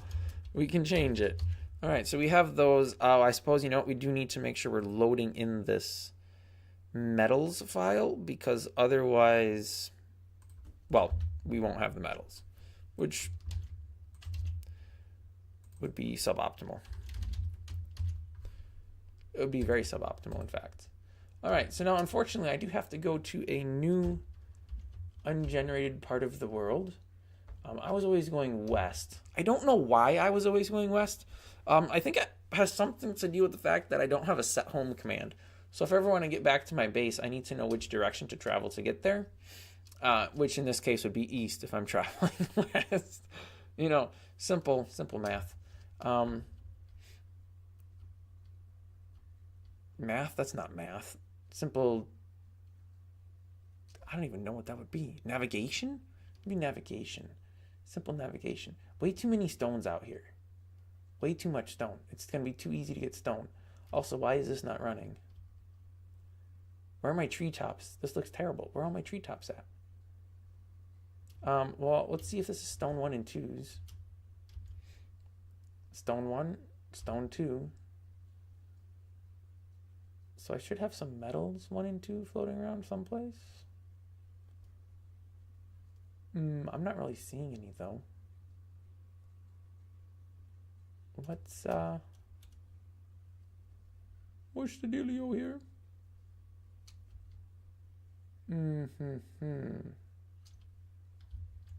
Okay, well, it should be working, and it's not. I don't know why. Oh, there's a tree up here. That's cool. Okay, well, it seems like metals don't exist, and the trees are not generating as they should. Both most unfortunate. And I'm not going north. Or I am going north, and I should be going west. Okay, well, clearly something's broken. But I don't know what. LS map metal and metal. We're loading metal. That's in metals. The file's called metals. Mapgen. LS map metal 2. On dirt and mountains. Those are the 2 biomes. But why do I just not get any? Okay, well, I guess we'll figure that out. Oh, or it's past the kids' bedtime. I really gotta set a timer for this. All right. Well, we will resume in a minute. I'll just, I guess, pull this up so you can watch the sunrise or something. I don't know. I gotta run take. Oh boy, I'm gonna be in trouble for this one. Yeah, I will be back in like 15 minutes. Go, I don't know, use the bathroom, do some push-ups, sit-ups, work out something, tell somebody you love them, do something important with your life. I will be back in like 10, 15 minutes.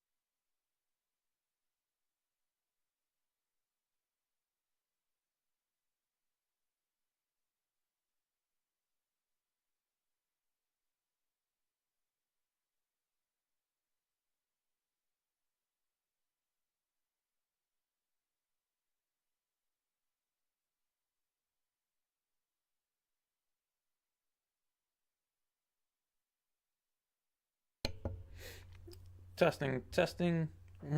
1, 2, 3. Testing, testing. 1, 2, 3. I don't know what happened there. Oh.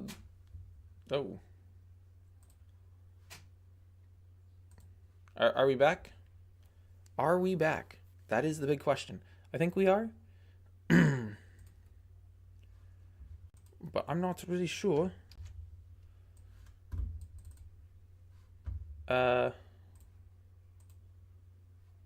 Okay. Well, sort of back.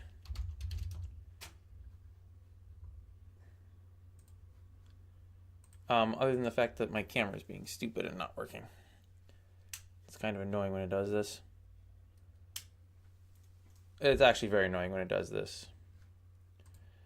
Okay, well, I think we're back. I have no idea what happened there. My whole system kind of just hung for some reason. Quite severely, I might add. It was not a good day. Had to do a pretty hard exit out of the system. But I think everything is good, other than the camera not working. So you get this crazy looking me. Yeah, well, we don't really want that camera. Come on, let's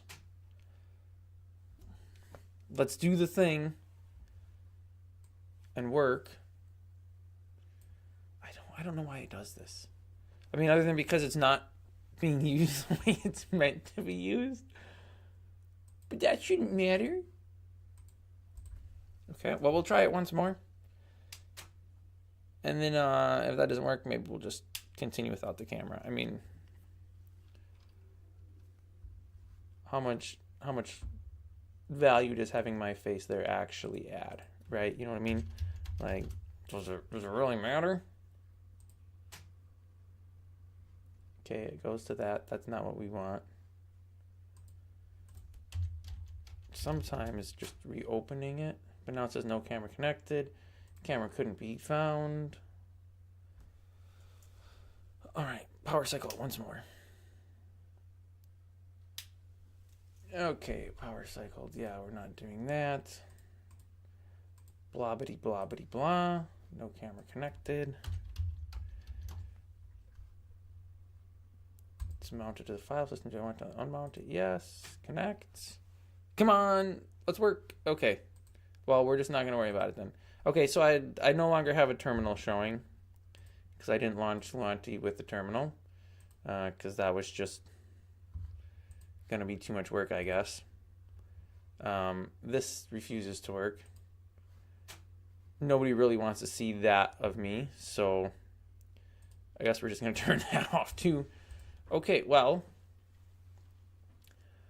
so clearly we're having an issue with the trees here. Which I don't know what that is. Oh, good, and now suddenly we're dropping all of our frames. What is the dealio? Like, what is the actual deal?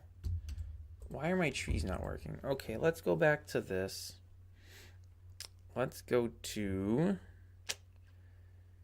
map something another. Also, why are these files now showing different colors? They weren't doing that before. Not that I'm complaining, mind you, but they definitely weren't doing that before. We want to go to map and functions. Run on every load.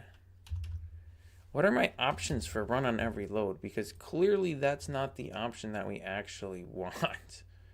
Let's pull up the API here. So we have run at every load. LBM, run at every load false. If false, the LBM only runs on map blocks the first time they are activated after the LBM was introduced. It never runs on map blocks generated after the LBM's introduction. If true, it runs every time a map block is activated. If false, it only runs the first time they're activated after it was introduced.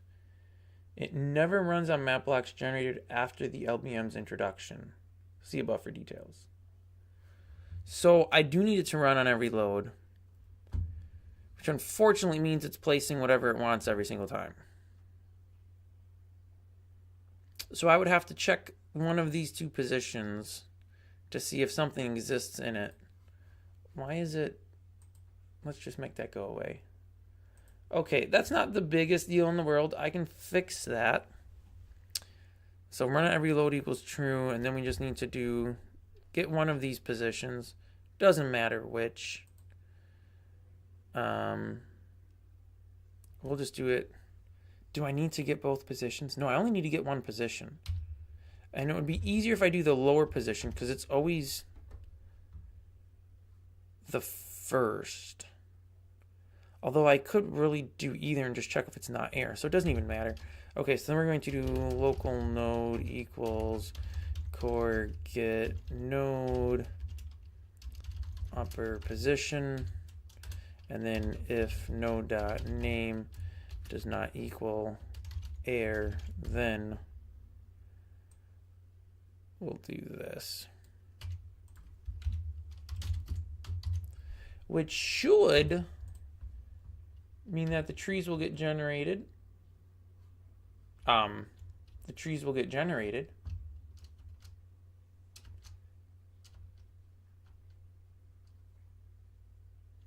What? Local node core get node upper position. There is no node in the upper position of this tree. It's an air node. Oh, I'm an idiot. No, it needs to be if node does equal air, then do this. There we go. So now we have trees with treetops. And when we go back to trees that have treetops, they shouldn't regenerate treetops that are different. Which is what we want. We want the treetops to stay the same forever and ever and ever and ever and ever and ever. For all of forever, pretty much. Okay, so that's working now. So where are my metals? I kind of want to know where my metal mines are at. Also, I am completely lost. I will never find my base again.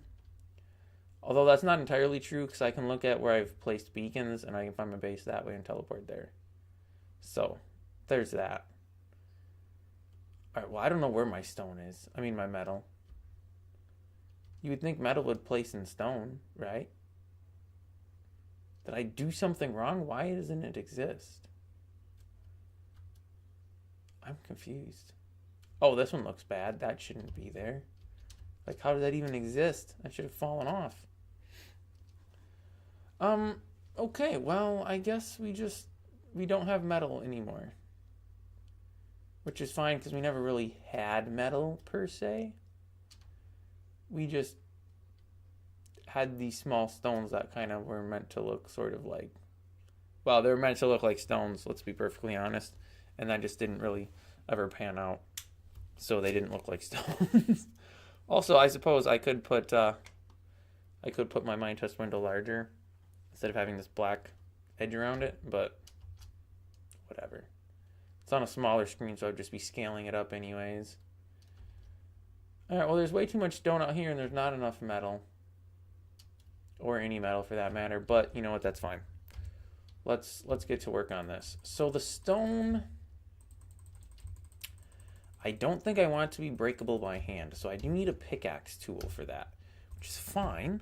So let's come over here, and we're going to go to our stones, and it's going to need a group. Surprise, surprise. I don't know, let's just put the group at the bottom, because why not? Groups equals, and stone equals 1. Yeah, why not? And then we're going to do the same thing here. Group equals stone equals 1. So now we have groups. So we're going to need a tool. So if we go to LS tools, we have shovels. We're going to need pickaxes as well. So we're going to go ahead and make a new file, and we're going to call it pickaxe.lua. And then we need to make sure that that file is loaded. So we will go ahead and change this from shovels to pickaxe. Sweet, sweet. And then we're going to take our entirety of our shovel registration and paste it into our pickaxe registration. And then we're going to call this pickaxe wood. And this will be a wooden pickaxe. And then we'll just change this from shovel to pickaxe. I do have to create all of these textures, which will be fun. And then instead of dig, this will be stone. I don't even know if this one honestly matters too much, but we'll leave it at that. And then this will be pickaxe stone.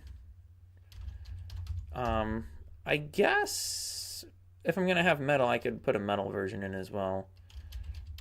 But again, this is one of those,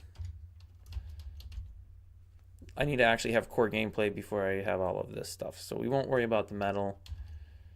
If it won't show, it doesn't show, whatever. I can always have metal that you can harvest and not do anything with. And then this will have a group cap of stone as well. All right, so now if we come over here and I just do give me ls tools pickaxe stone and no texture. Oh.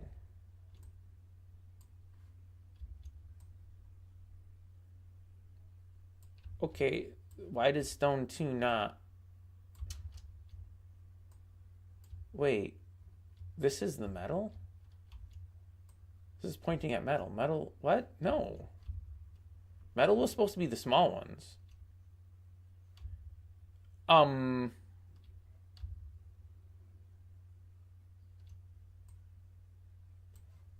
I think I made a boo-boo.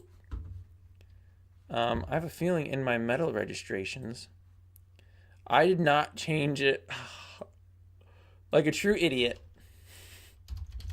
That's why nothing was showing up, because it was using the stone. Okay, well that's awkward. And we'll just change this one over. Hey, I bet it shows up correctly now. Hey, look at this. It says we don't have textures for them, which is correct. We don't. But the meshes are right. Collision boxes, horrible, terrible, bad. I'm going to take the top one out of here, I think.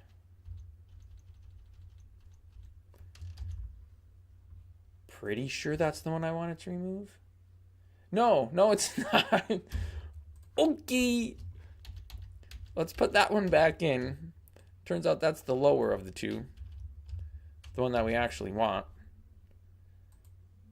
I don't think I need that to be double braced.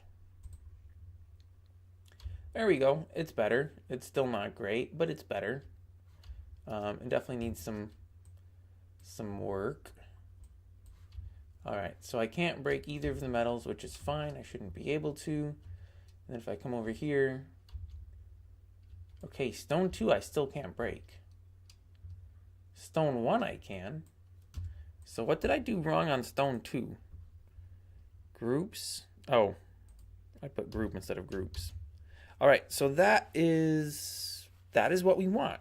Now, the next thing we need to do is do like we have for the dirt. If I can find the dirt. Here we go. And that is an after dig node function. I'm just going to copy the entirety of it, which is probably not a good idea.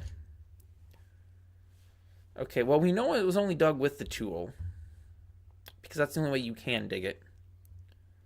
So I really don't need to check any of this. So yeah, in fact, copying all of that was kind of dumb. I'll just delete it all. I do think I want to do this node dig prediction bit.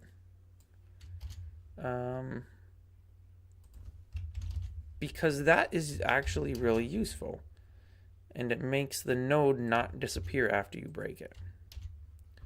So we're going to go ahead and do that. I guess it does need a comma at the end. This does as well. Okay, and then we're going to do same thing here, no dig prediction to stone 1. So that way the stone won't display something else. Okay, that should be what we want. So now if I go ahead and come in here and check this out. Okay, stone.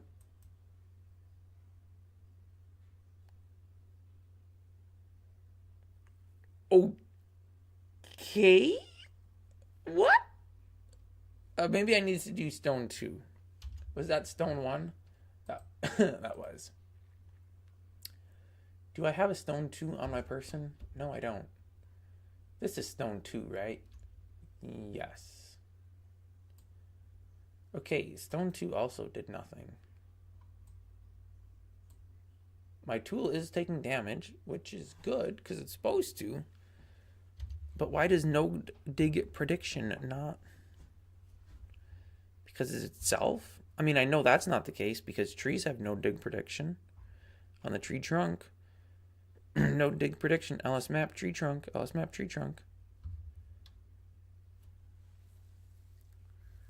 It's also doing this on dig instead of an after dig,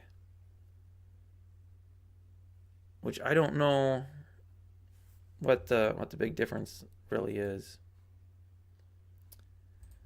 Okay, well, this doesn't make any sense.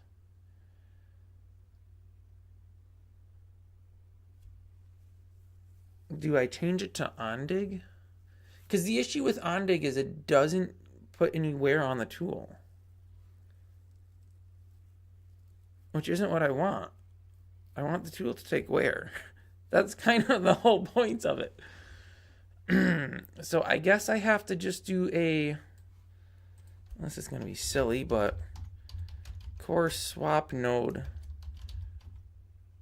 to itself, I guess.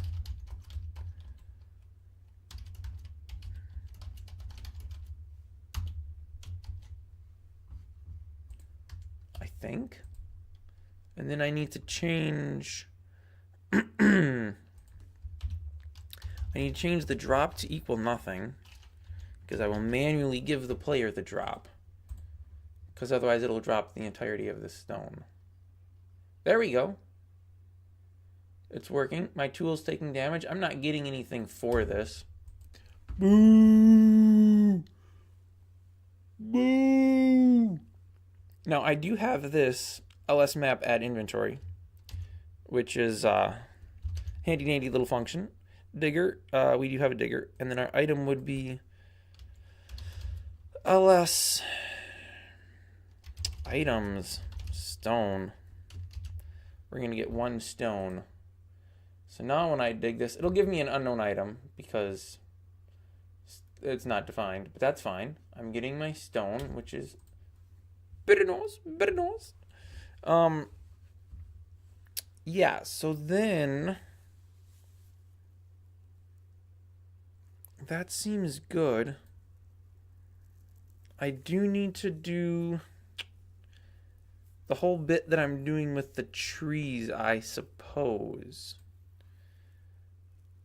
This is going to have to change to an after dig node as well when I introduce an axe, because otherwise the axe won't take any damage.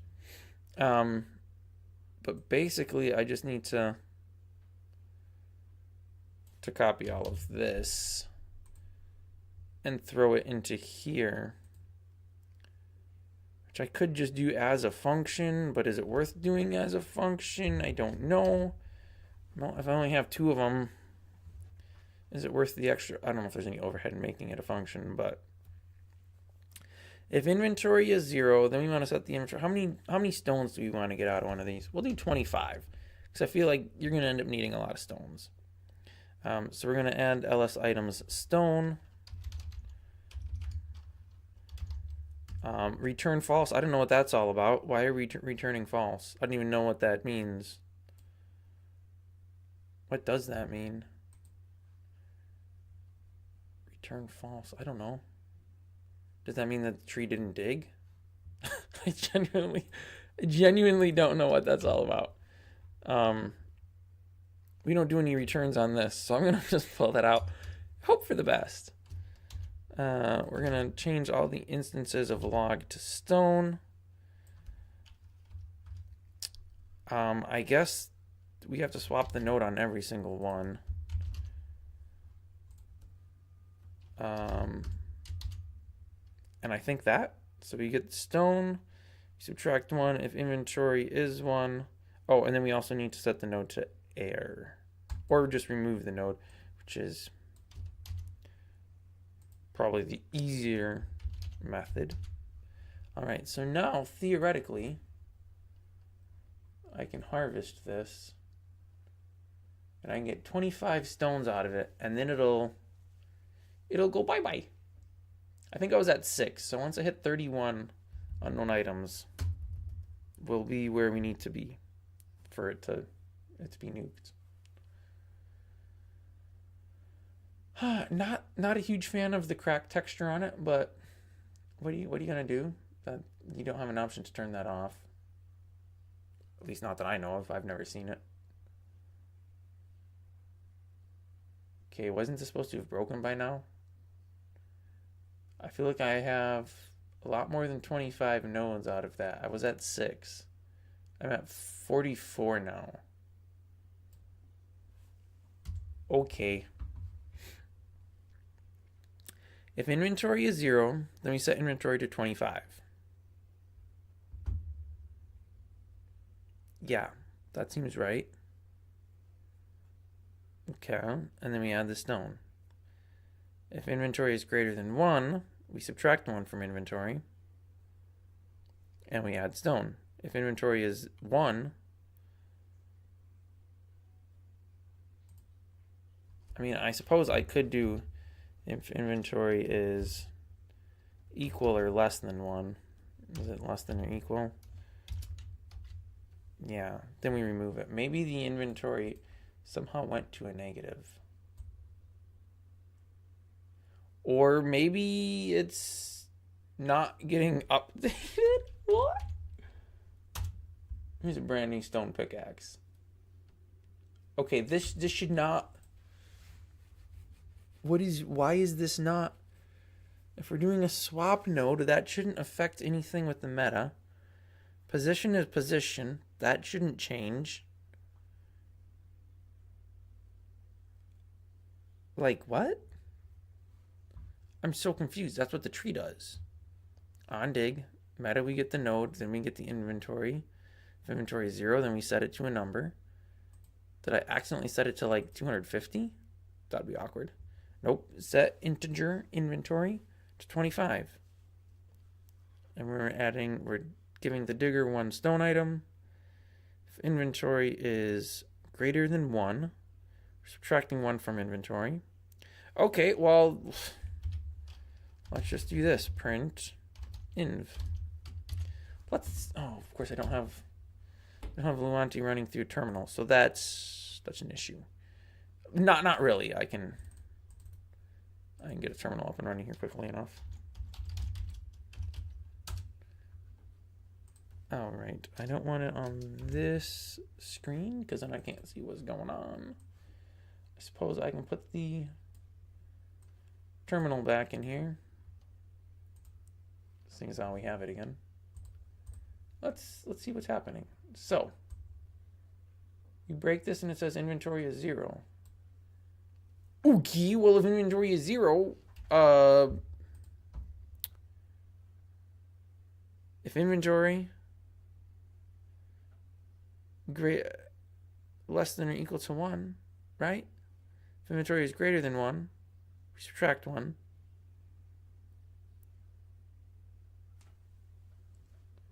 It's claiming the inventory is 0. So why is this not? Well, here, let's just change. If inventory is less than, inventory is valid enough, yeah. If inventory is less than 1, so it points to the smaller number. Or something like that. I don't. There's so many goofy tricks you're supposed to remember. Bro, what is going on? Why is the node not removing? Does it have something to do with the node dig prediction? Bro, if that could be it. That would be wild. Okay, well, you know, I don't think I closed the world, so helps if we do that. No, yeah, I definitely did. Okay. Well, what? That's stone too. I mean, my pickaxe doesn't do anything to it. Okay, well, let's change it from swap to set node. I think when I set node, that's going to reset the inventory every time. Oh. Wait, no, I know what the issue is. Okay, I'm an idiot. Okay, so if the inventory is 0, then we're setting the inventory to equal 25. Yeah. So why didn't this run through the first time? If inventory is 0, then meta set inventory integer inventory 25. If inventory is greater than 1, which it would be the next time it runs, we subtract 1. If inventory is 1, then we remove the node. Okay, well, let's just do this. Removing node. Let's see if that ever runs. And just for time's sake, we're going to set it down to 5 stones. I don't feel like breaking this 25 times just to find out if it works. We have 0. We have 0. Okay, why is this setting back to 0 every single time? Could it be the set node? Let's put it back to swap node. I think when you set node, it erases the metadata. Swap node keeps metadata.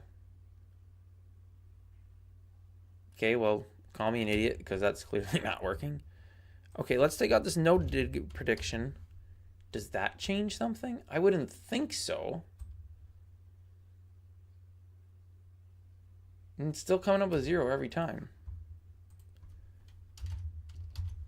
What? What is going on? After dig node, we swap the node at the position with itself. We have meta, we have inventory. If inventory equals 0, then we're setting the inventory to 5.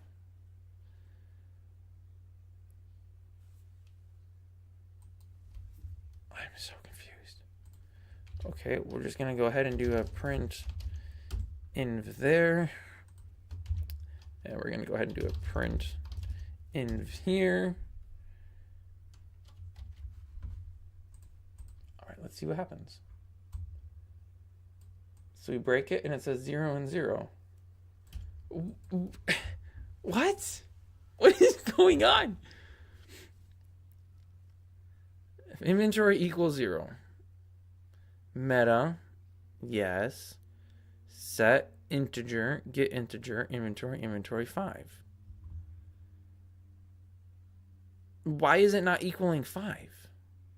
Oh, because I guess I'm not getting the inventory again. That kind of makes sense. Why it's not 5 here. But it should now be 5. So the next time I loop through, this should now be 5 because I just set it right here. What? There is this return bit. Oops. I don't know what that's all about. I don't know why it's there.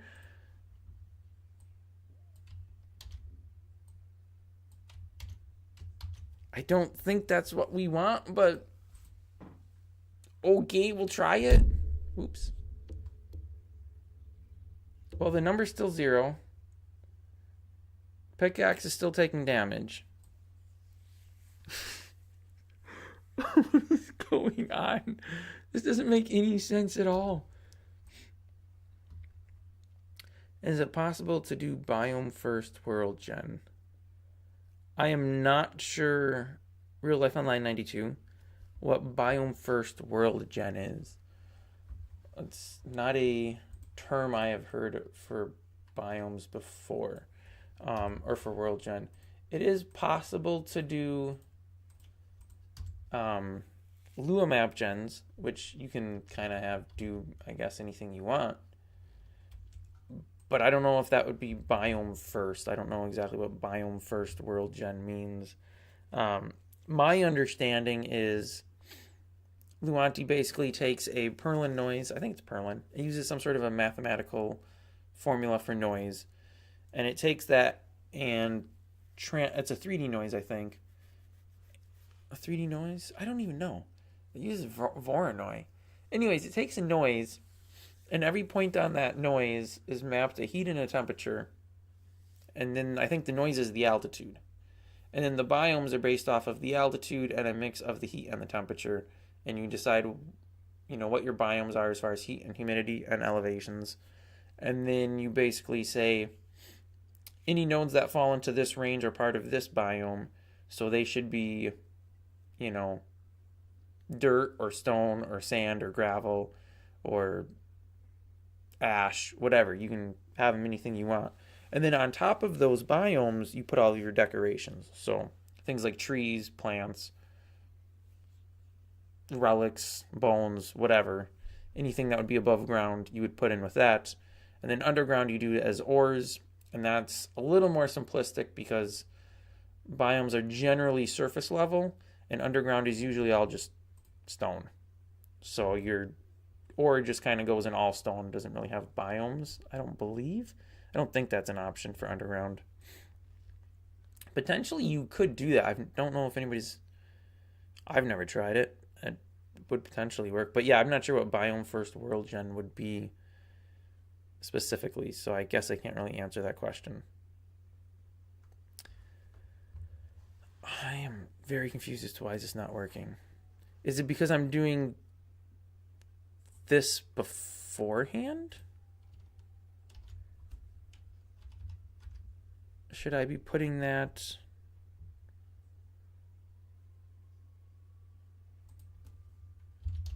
I don't know. Would I put it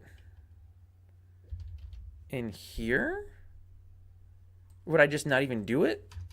Let's just get rid of it and see if that makes something work. I don't know what's going on right now.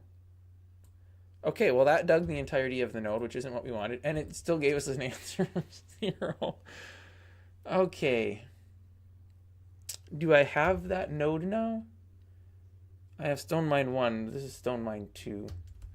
So let me just go ahead and do give me ls map stone 2.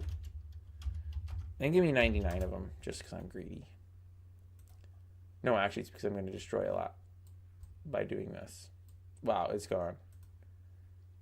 Here's a new stone. Okay. I don't know what this whole return false bit is. If it's after dig, it means the node was dug. So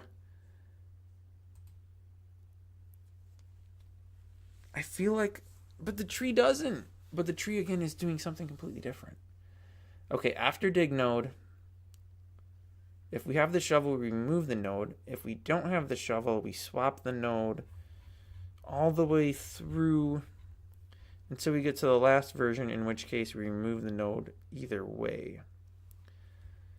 So maybe I do need to do...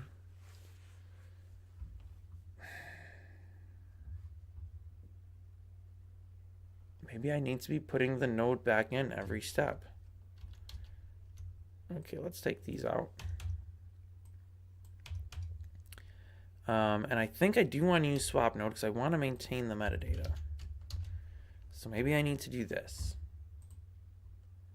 I don't think that's the correct... I'm still getting 0 every time. Why am I getting 0 every time? Print inventory. If inventory is 0, I'm supposed to be setting the inventory to 5.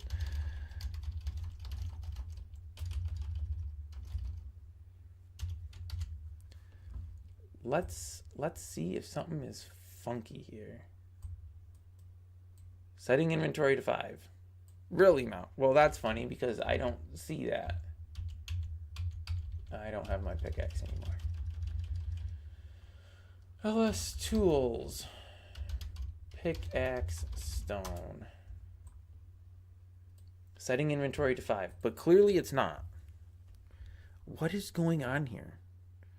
If inventory equals 0.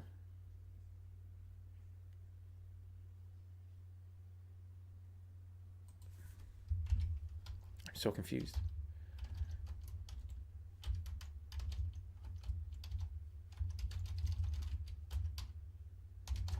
It's got to be some kind of really stupid problem that I'm too stupid to understand. I don't understand how it works for the tree. I mean, the tree is an on dig, and this is an after dig, so there is a difference there. Okay, I get it. But then we look at the dirt. Dirt is after dig node, and we check what the player is holding, which we don't care about particularly. So at level 2, if you're holding a shovel, it removes the node, fine. Otherwise, it swaps the node to the next version down, and it adds the dirt to the player's item inventory. Which essentially is what I want to be doing here. If inventory is 0, then we set the inventory to 5 with this meta set int inventory 5. Then we add the inventory, the digger, ls item stone. And then we swap the node at position ls map stone 2. When we swap the node, metadata is supposed to be carried over, maintained. If inventory is greater than 1, which I never get that message. So somehow it's not setting this correctly. Meta core get meta position. We have position. After dig node function position. I mean, we're reading a meta, although it's a meta of nothing.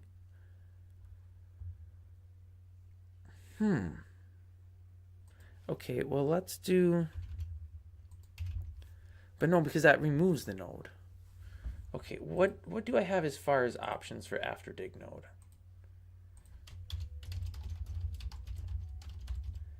After dig node functions position old node old metadata digger. That's what I have. Called after destructing the node when the node was dug using core node dig or core dig node. Positions node position blah old node old metadata digger default is nil, which I don't know what that's supposed to mean, but okay.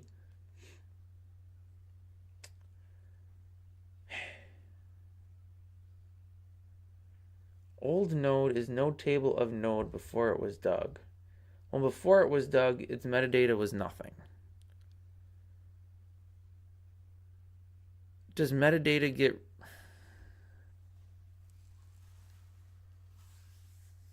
This could be a huge issue.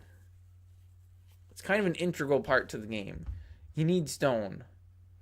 Stone's kind of huge. That's how you get everything. Everything requires stone. Not good.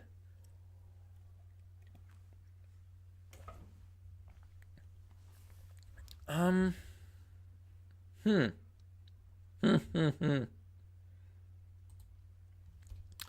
my other option is to make it take incredibly long to harvest and then give you the whole dump out at once, which I don't want to do because that's going to be really annoying to everybody who only needs a couple stone. And they find out I have to mine the whole thing and it takes 10 seconds to mine the stone, and then I get 10 stone. It's not what I want. I just want this to work. Core swap node. When it swaps the node, why is it not maintaining the metadata? Okay, well, let's look that up. So we have this swap node. Swap node at position with another. This keeps the metadata intact and will not run construction and destruction callbacks. I mean, is that not what we want? Now, set nodes at position. Any existing metadata is deleted. Yes. Okay.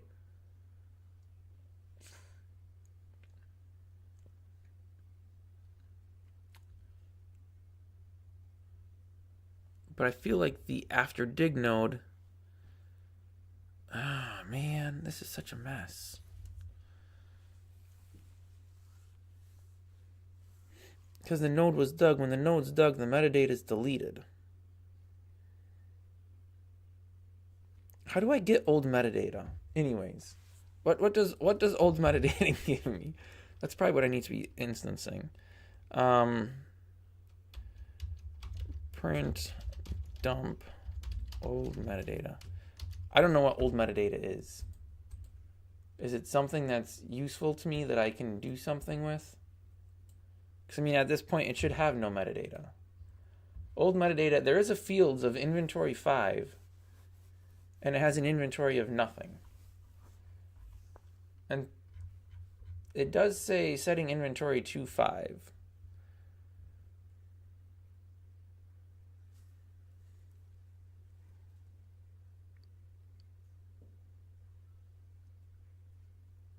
Okay, so do I do...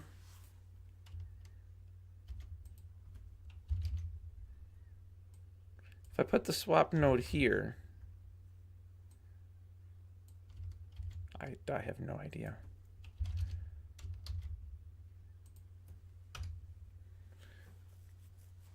But the metadata returns 0. So... do I just do like old metadata .inv? Does that work?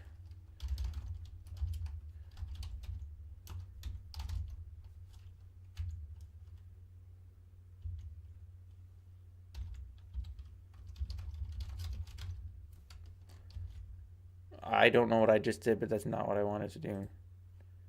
I think I quit the file or something.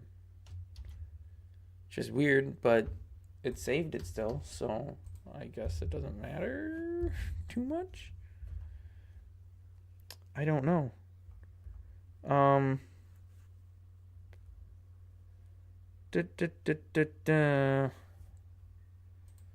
Let's see what happens. Oh, I don't have it anymore, so we'll place one, right, and we'll dig it. Try to dig it. And now it crashes. Attempt to concatenate field inv, a nil value. Well, yeah, it sure is, because this just isn't going to work.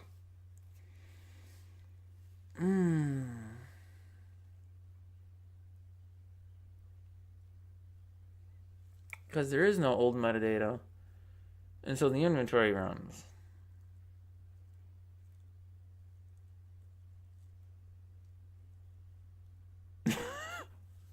No.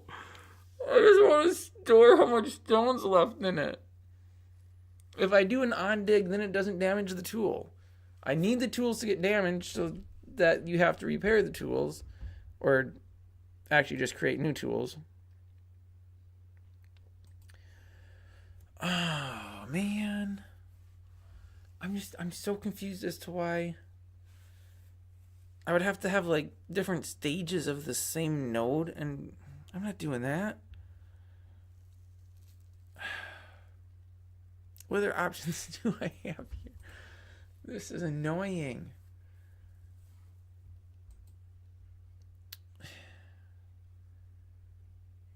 Okay. So the inventory doesn't necessarily exist.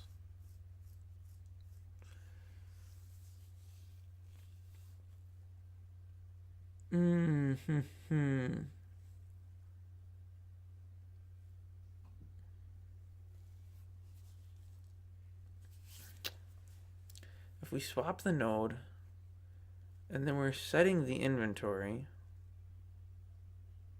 to 5, you would think that would make the inventory equal 5, wouldn't it? Am I just doing something horribly wrong here? Evidently I am. It's not even trying to do that anymore. Oh. I didn't save the file? That could be my fault a little bit, I guess. Let's swap my pickaxe and this. So I always have them both right here. Oh, okay. We have something happening. Let's scroll down and see what we're getting here. Well, it still doesn't work. 0, setting inventory to 5. No. Okay. Setting inventory. Swap node is not supposed to remove. Do I have to be recalling metadata? Maybe I do. Maybe after I swap the node, I need to re-obtain the metadata? I wouldn't think so, but maybe? No, well, that made no difference. It still comes up to 0 every time. If I'm swapping the node, it's supposed to save the metadata.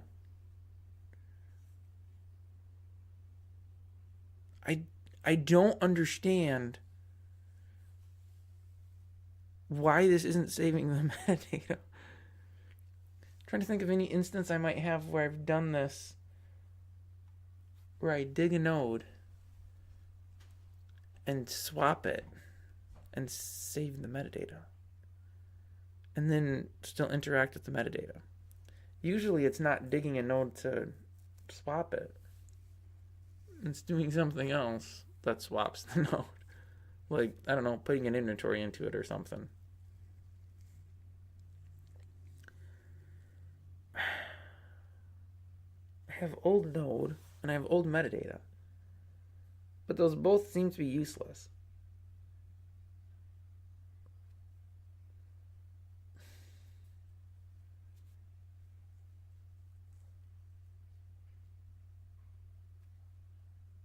I don't know what's to do.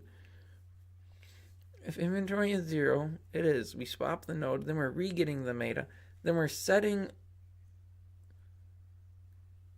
the metadata to 5.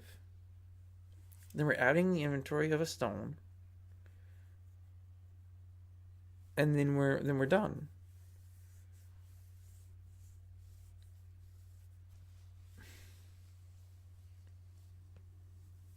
And it doesn't work. How do I persist the metadata across old metadata? Doesn't necessarily have anything in it of any value at any point, which is the big problem.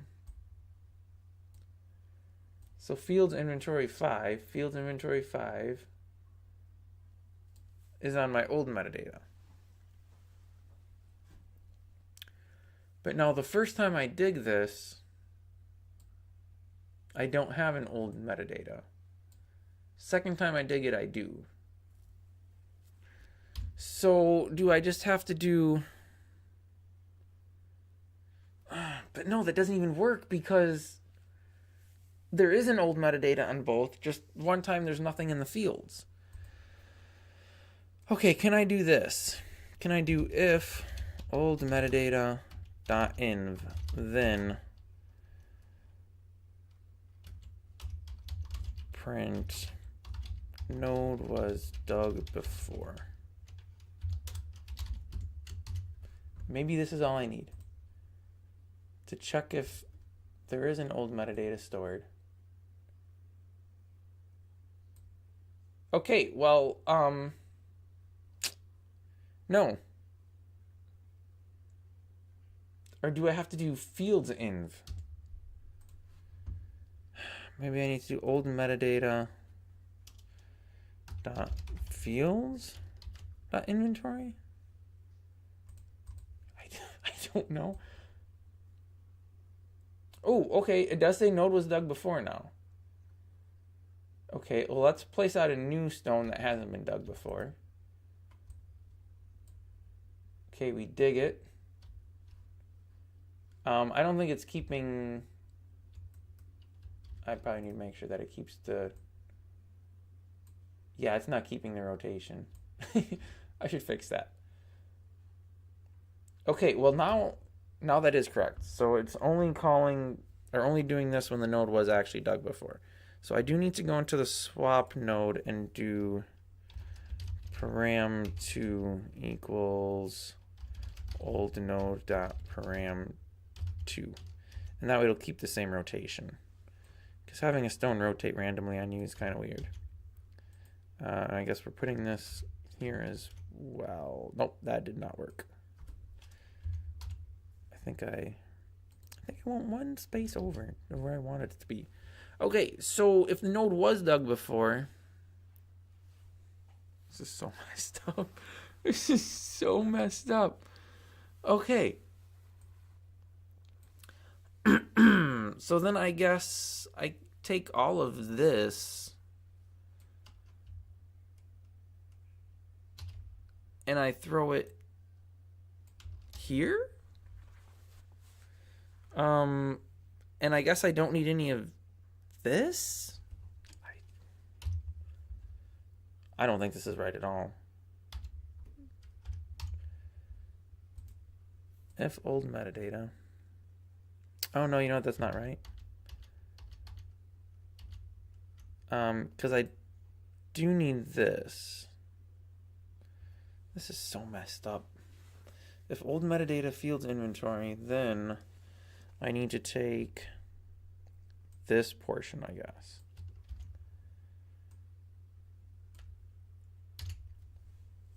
Then if old metadata fields inv is greater than 1, do this. Or if it's 1, do that.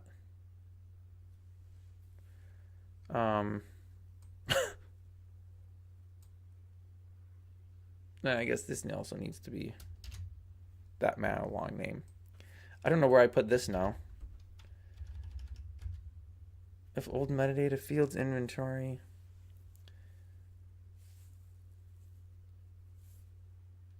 Do I still just do local meta here? I don't know.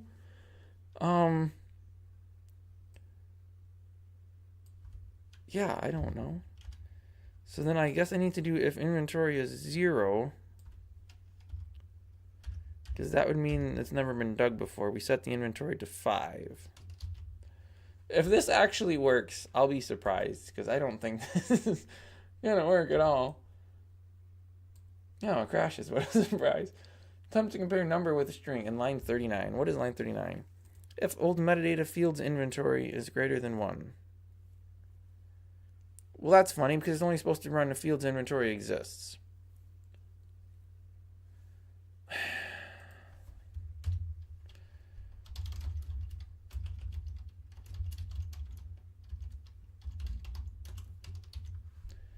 Okay, well, let's figure out what's going on here. Crash, okay. Attempt to compare number with string. Oh, yeah, it does have it as a string. Why? Why? Okay, well then we're changing this. We're going to do local inv equals to number old metadata fields inv because I'm just not. That's way too long of a string to be trying to put in here. We're just going to keep it at inv.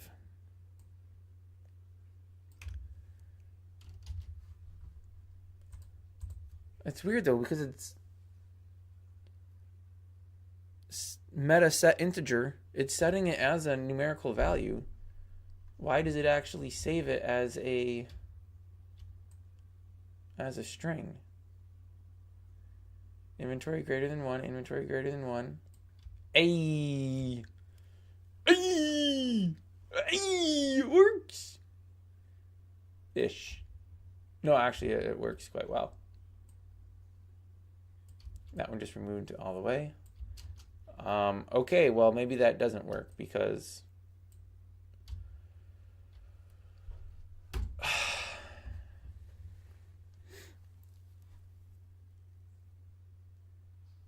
Okay, I think I need to switch this up. This is such a mess. Okay. Let's check the inventory first. Local meta, and then local inv equals meta get int of inv. All right. Let's try this one last time. At some point it has to work, right? You can only fail so many times. Okay, well, I don't care for how it's flipping around backwards. It did work. It set the inventory to 5 every single time, though.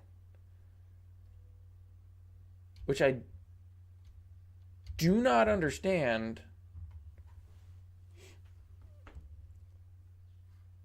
So the first time, does my mouse show up there? Yeah, it does. Okay. So the first time we dig this stone, fields and inventory are nothing. So it sets the inventory to 5. Then we have fields inventory equals 5. This is from the old metadata. But then it's still saying that the current metadata is 0. So it's setting the metadata to 5.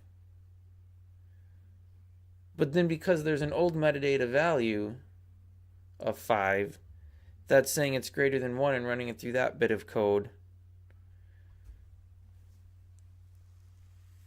Which fortunately works, because then it's still setting the inventory to 4 and to 3 and to 2 in that latter bit of code over here. It's still updating it. I can probably pull this local meta out of there. I think. Let me actually check that, because maybe that's going to break it. I don't think it will, but you never know. 1, 2, 3, 4, 5, 6. Okay, well that's because the first 0, so that's correct. Okay, well that works. I don't really care for how it works, because it seems like it's not how it should be done. But I guess. So then the first time here, we're going to change it from 5 to 24. So that'll give you 25 stones per stone. And that all works. Now, unfortunately, the no dig prediction. Oh, man. Because it does have rotation, I can't use it, I think. Let me just check real quick. Node dig prediction.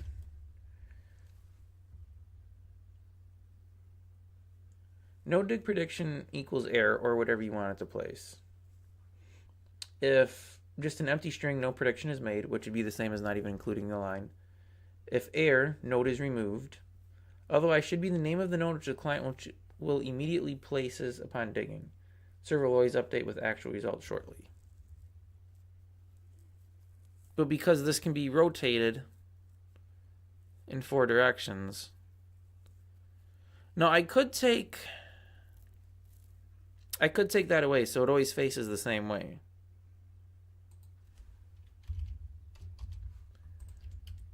I don't know how much that would matter.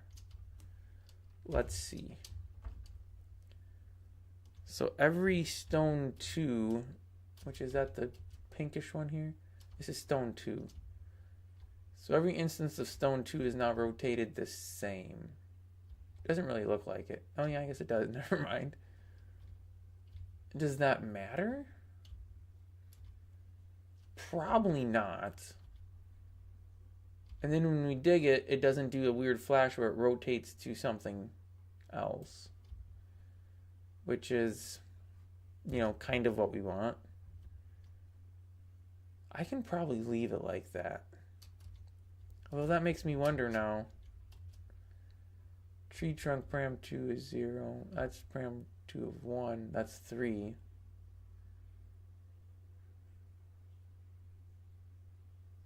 like, I don't, of course this is also on dig, not after dig, which makes everything different too. Which is probably why it works so well here, because it never is actually dug to get replaced. Okay, well, that's that. Good times, good times. Other than a massive crash that I don't understand why it happened. I think I'm gonna, I don't know. Do I keep them all facing the same direction, or do I allow different directions, which then breaks the immersion when you dig it? Okay, well, that one stays the same. Oh, you know what? Maybe it's just a flash that's no different than if it had no prediction at all. Because I'm assuming these still have, of course, param 2 is 1 on all of these. I wonder if taking away the face, nope, that's param 3. Hey.